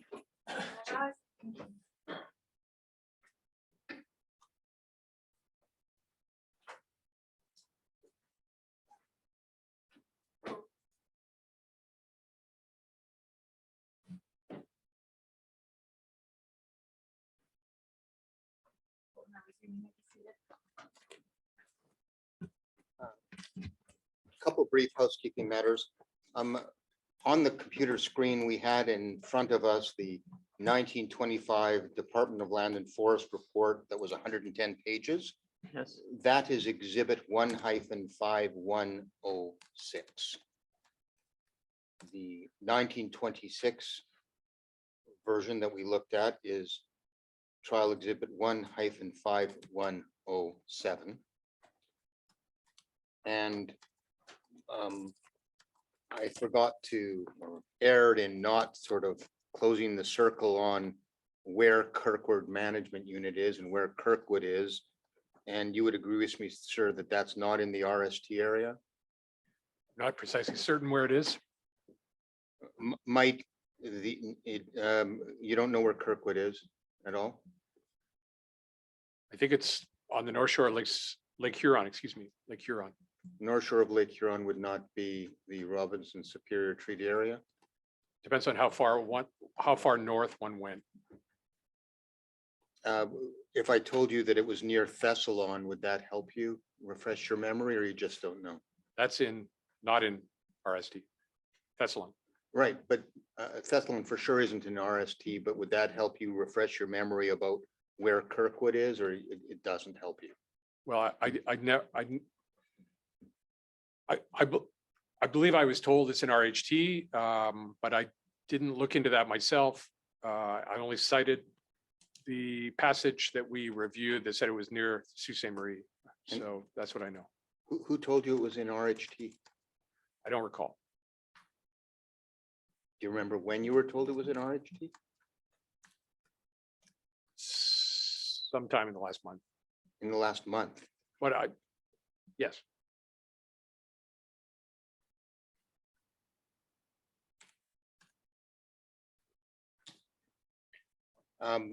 The document that we've been referring to, that is not in the record, that the witness identified as part of Mr. Lambert's text, pages 196 and 197.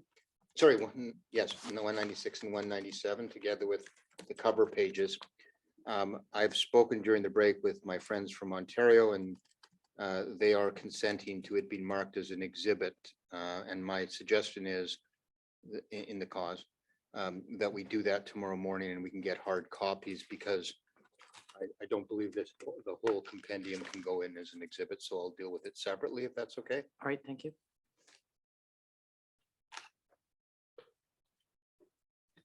I said I was going to briefly turn to insect control.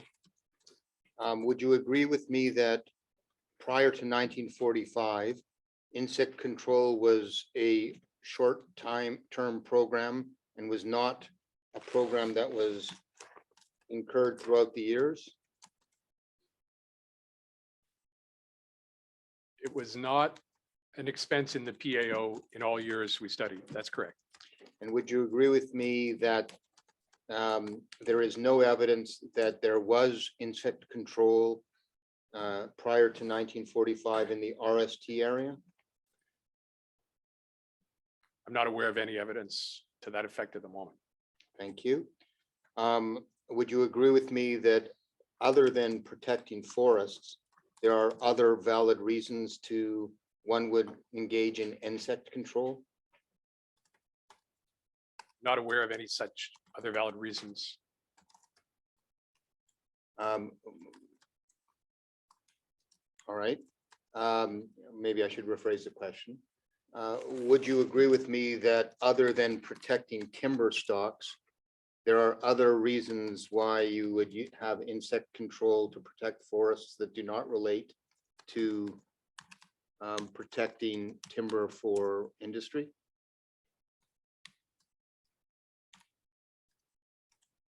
Yes, I suppose I would agree with that. For example, if the trees weren't under license, then one might be protecting the trees without protecting the industry.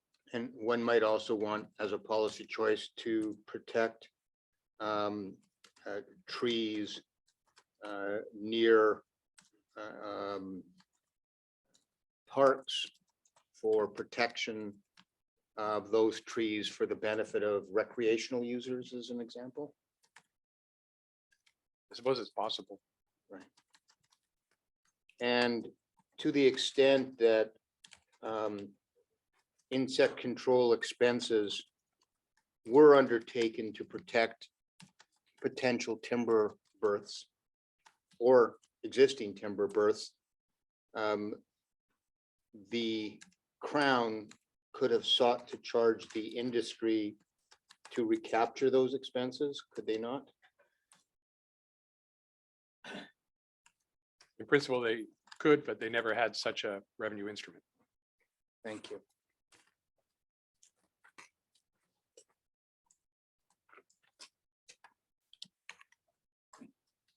If we could go to tab 17 of the compendium, please.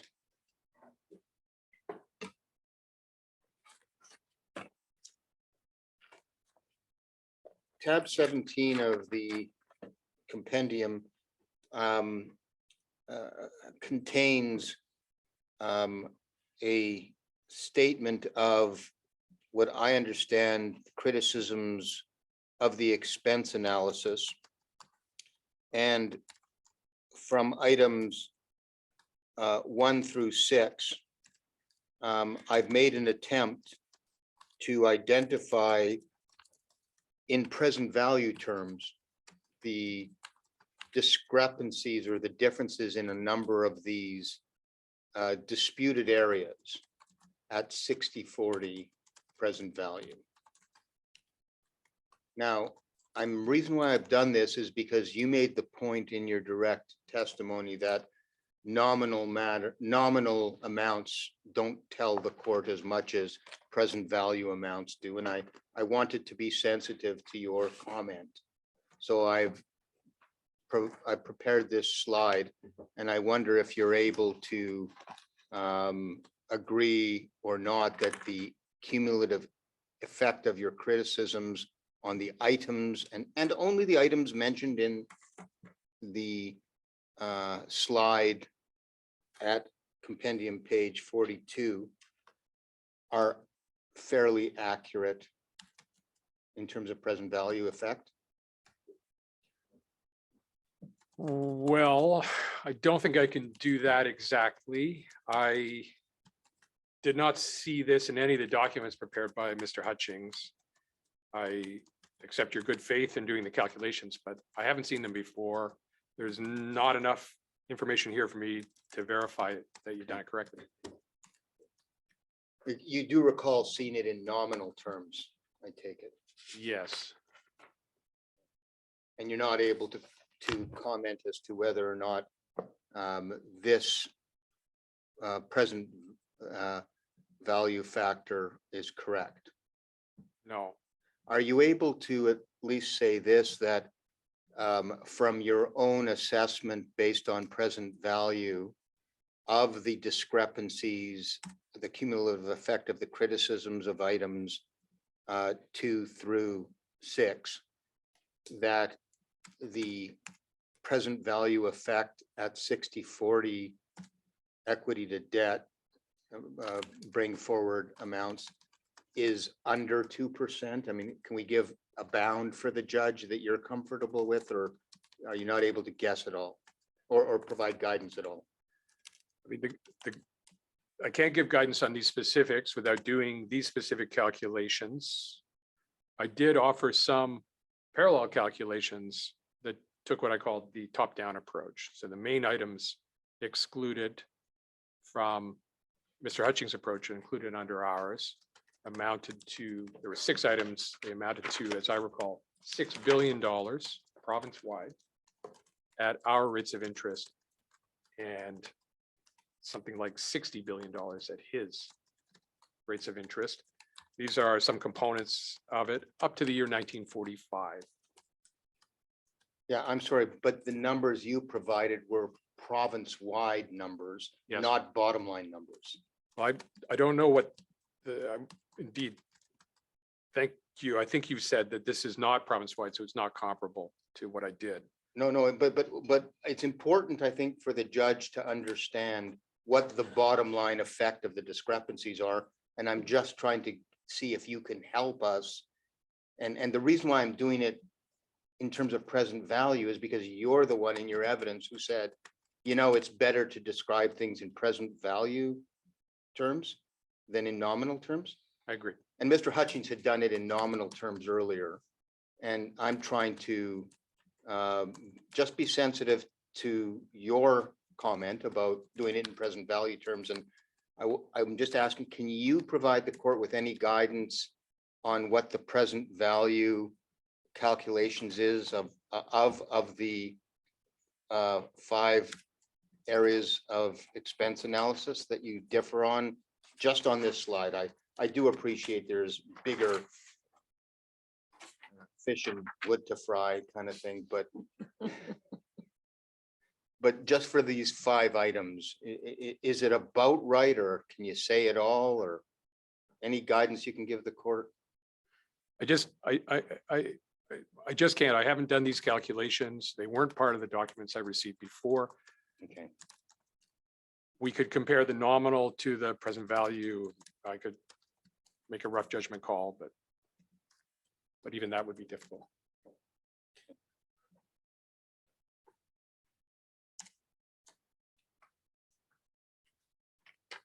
all right. So over on slide deck 43,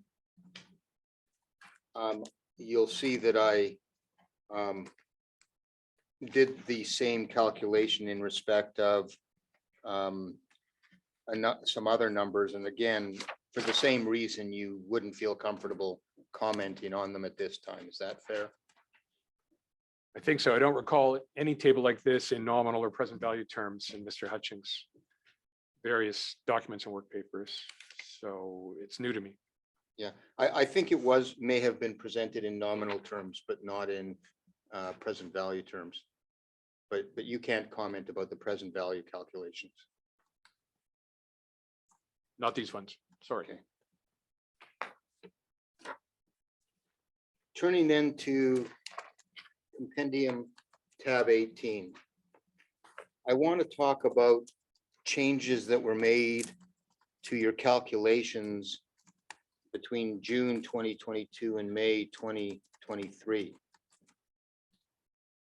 Now, is it fair to say, sir, that most of the changes you made between June 2022 from your original report, which ended up in NCRRs of minus 7.8 billion over time, present value using your bond rate, to May 2023 worked to the benefit of the plaintiffs?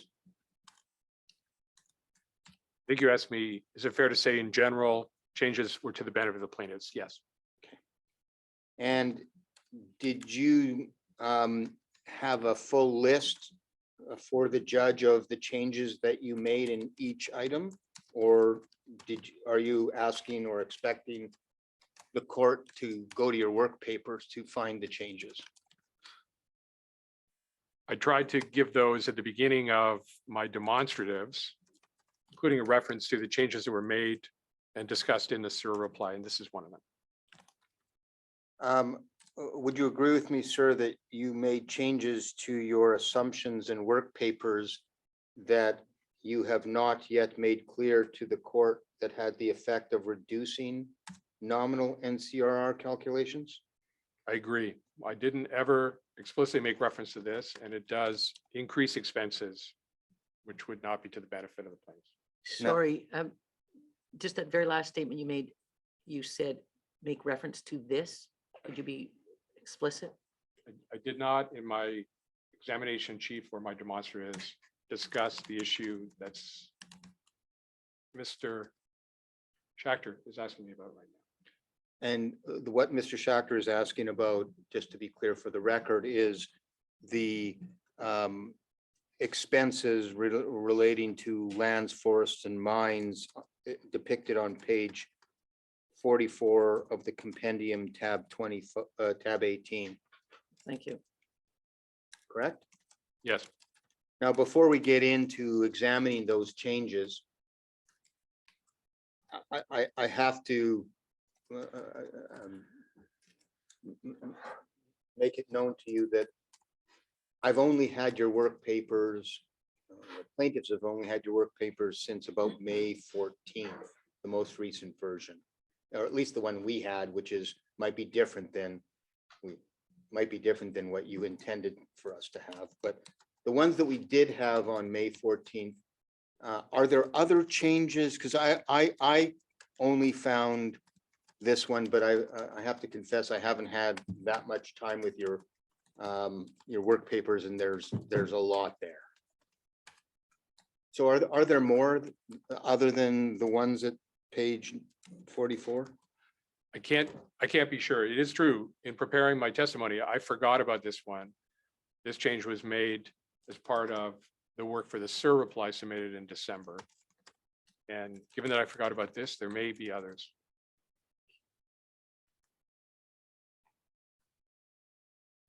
Let's deal with these changes that I was able to find. And if you look at page 44, what I've done is take a picture or a screenshot of your work papers.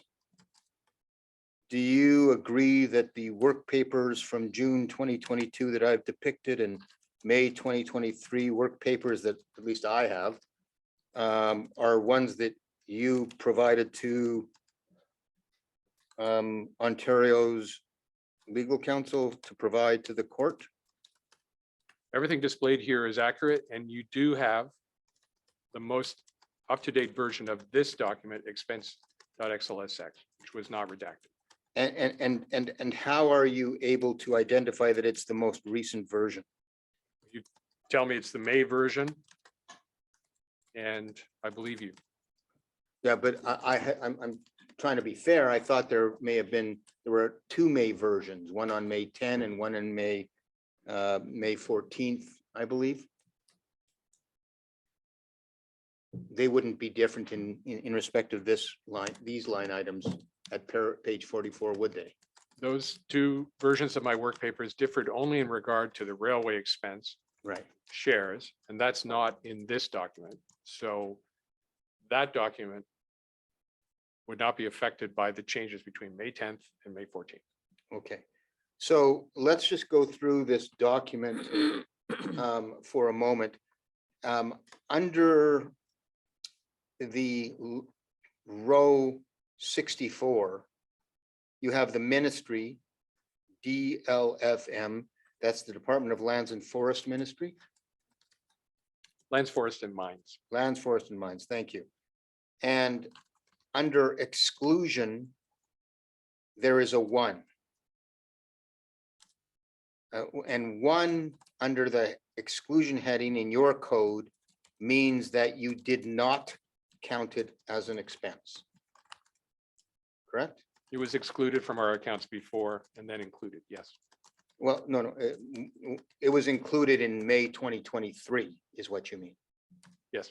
Okay, so, and you can see the second screenshot from May 2023, under the exclusion entry, instead of a 1, it's a 0. That means that it has shifted from an excluded expense in 2022 to an included expense in 2023, correct? Yes. Thank you. Now I want to look at the description of these expenses. So we have survey Abitibi Lake and Islands. You'd agree with me that that's not in the RST area, correct? Yes. And then the second one, survey of islands, Georgian Bay and Lake Huron, you'd agree with me that's not in RST, correct? Yes. And the third one, survey of islands in Lake of the Woods and surrounding lakes, you'd agree with me that that's not in the RST area either. Yes. Now, I'm going to suggest to you that in June 2022, you correctly excluded these surveys because they were surveys that took place outside the geographic area of RST, and that's why you excluded them, right?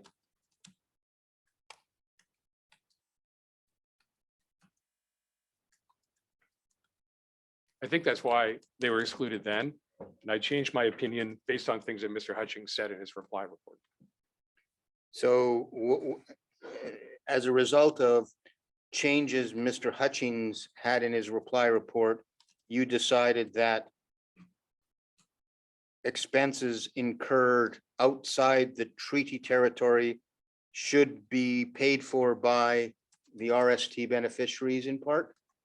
Is that what we're talking about here? I don't understand. I realized that the original principle that I had enunciated in my report and in my testimony, that we start with province-wide expenses and then we apportion to the RST according to our proxy measures. I had not followed my own principles. That Mr. Hutchings' testimony made it clear that I had not applied that principle in these cases. First, we start with province-wide, then we apportion based on proxies. And so I corrected that. But I do not feel strongly, and as I said in my examination of chief, I didn't always apply those principles precisely. So in this case, the notion was, these are province-wide accounts. We should include all surveys as expenses supporting resources, and then we should apportion. And in my first attempt to do the inclusions and exclusions, I had not applied that principle. So I thought that having engaged with Mr. Hutchings about here are the principles and we should apply them, I realized that my own methods had been inconsistent with that. That being said, I recognize that all these places are not in RST, but my method of accounting for that is at the second step, as is Mr. Hutchings, where we only include a percentage of the province-wide expenses. I'm sorry, you didn't correct your methodology in respect of rat portage. That's right. As I said just now, it did not apply that method in all cases because we recognize that first we must decide whether it's a relevant expense at all. In the case of the rat portage program, as I said in my testimony, I don't really know what that office did. All I know is that it was in rat portage outside RST. So I decided to exclude it the first time, continue to exclude it the second time. In this case, I know they are surveys of lands. And applying my principle, I first include all surveys of lands on a province-wide basis as relevant, and then I apportion. So I corrected that method, and that's what I've done. how about Mississippi Fire, if I've Mississauga Fire expenses? Or Mississauga Fire Salvage, I think is the proper moniker. Did you deal with that as an expense that RST should partly pay for by including it in the RST, in the calculations for RST? No, I did not. So you didn't follow it, like Rat Portage, you didn't follow Mississauga Fire Salvage. No, I did not. And there's a reason why that one is different. All right, well, why is that one different? First, Mr. Hutchings proposed the way of dealing with the Mississauga salvage project, and we followed him. Second, the public accounts identified not only the expenses for that, which are geographically identified, but also the revenues. And so it was possible to simply separate them, both on the revenue and expense side, as something that was not relevant to RST. Okay, so what I take from that is at least on some items, you would agree to follow Mr. Hutchins. Yes, I do. We agree on many things.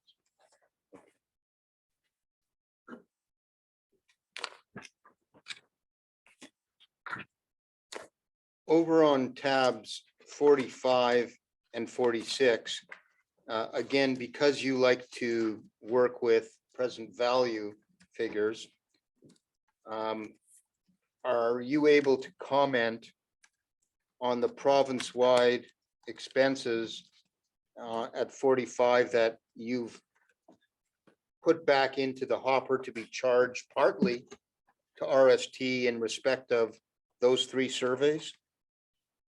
I'm having trouble seeing. So this is page 45. You just give me a minute. Yeah, It'll be easier on the paper because the screen is. So moving around. page, not tab. page 45 of the compendium, tab 18. Again, what I've tried to do is I've tried to isolate the present value at Bodway and Smart long-term bond rates of the province-wide included expenses attributable to those survey amounts. And I was just asking Professor Smart if he's able to opine on this present value difference, whether it's accurate or not. You're asking me whether the bullets that you have written on slide 45, on page 45 are accurate. Is that correct? Yeah, yes.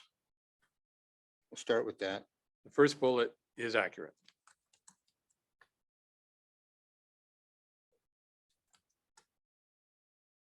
The second bullet is also accurate. I don't know if the numbers are accurate. Is there any way you can give the court any guidance at all as to the how close to being accurate you might think it to be?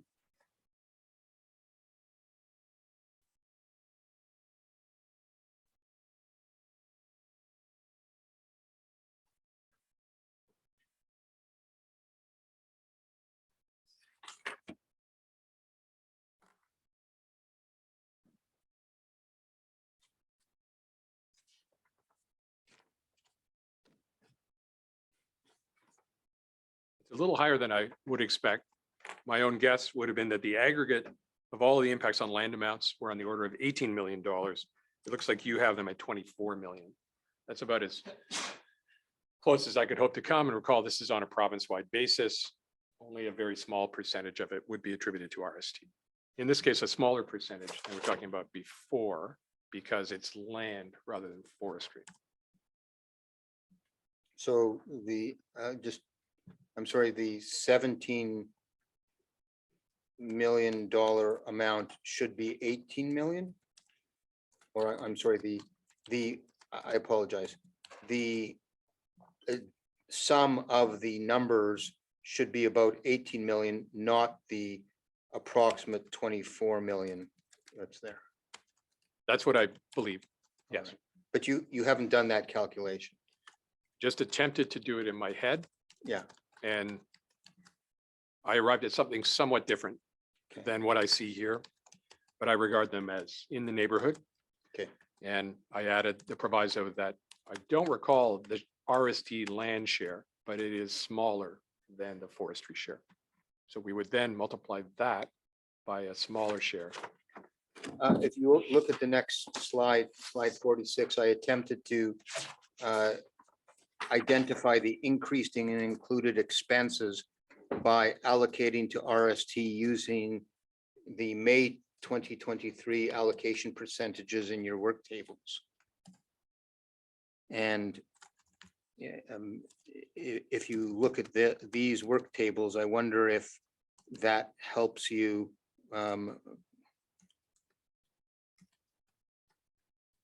with how much is attributable to RST if we follow through on your calculations. I think it's about in the neighborhood. I arrive at a somewhat smaller number in my head, but they're similar enough. Both for lands and forests, they're similar. And what is that number? The I don't have 46 in front of me. Well, I could- sum, Your Honor, the sum of the impacts on land expense that I see here are on the order of $1.2 million in present value in the year 2020. That would be the impact on RST of this particular change. I would have guessed $1 million. You're looking at forestry. Looking at the land, the sum of the four numbers in the fourth column of the table on page 46 is approximately $1.2 million. If I were to guess, I would have guessed $1 million. I regard those as pretty similar, $200,000 difference. I would suggest we don't need to dispute. Oh, that's at the bond rate, correct? At our interest rates, yes. Right, and at that 60-40 rate, it's somewhat higher. And you'll see there, the numbers are 1.1 million, 955,000, 4 million, and 11,785,000. So those numbers are higher because of the 60-40 calculation, correct? Mr. Hutchings' conversion factors are higher, yes. And have you attempted to do any of the calculations, or are you able to do any of your 60-40 calculations to help the court as to whether or not the amounts at 60-40 are accurate? We don't use those conversion factors. I've never used them, but I know that they tend to be in that period of time, roughly 10 times higher. Our present value conversion factors. We have reached a good time for a break. It is, by my watch, very close to 1 o'clock. And I'm pleased to report that we're making very good progress at this point in the last hour of discussion. So I may indeed finish today. Who knows? All right, we'll break now. We'll go off the record.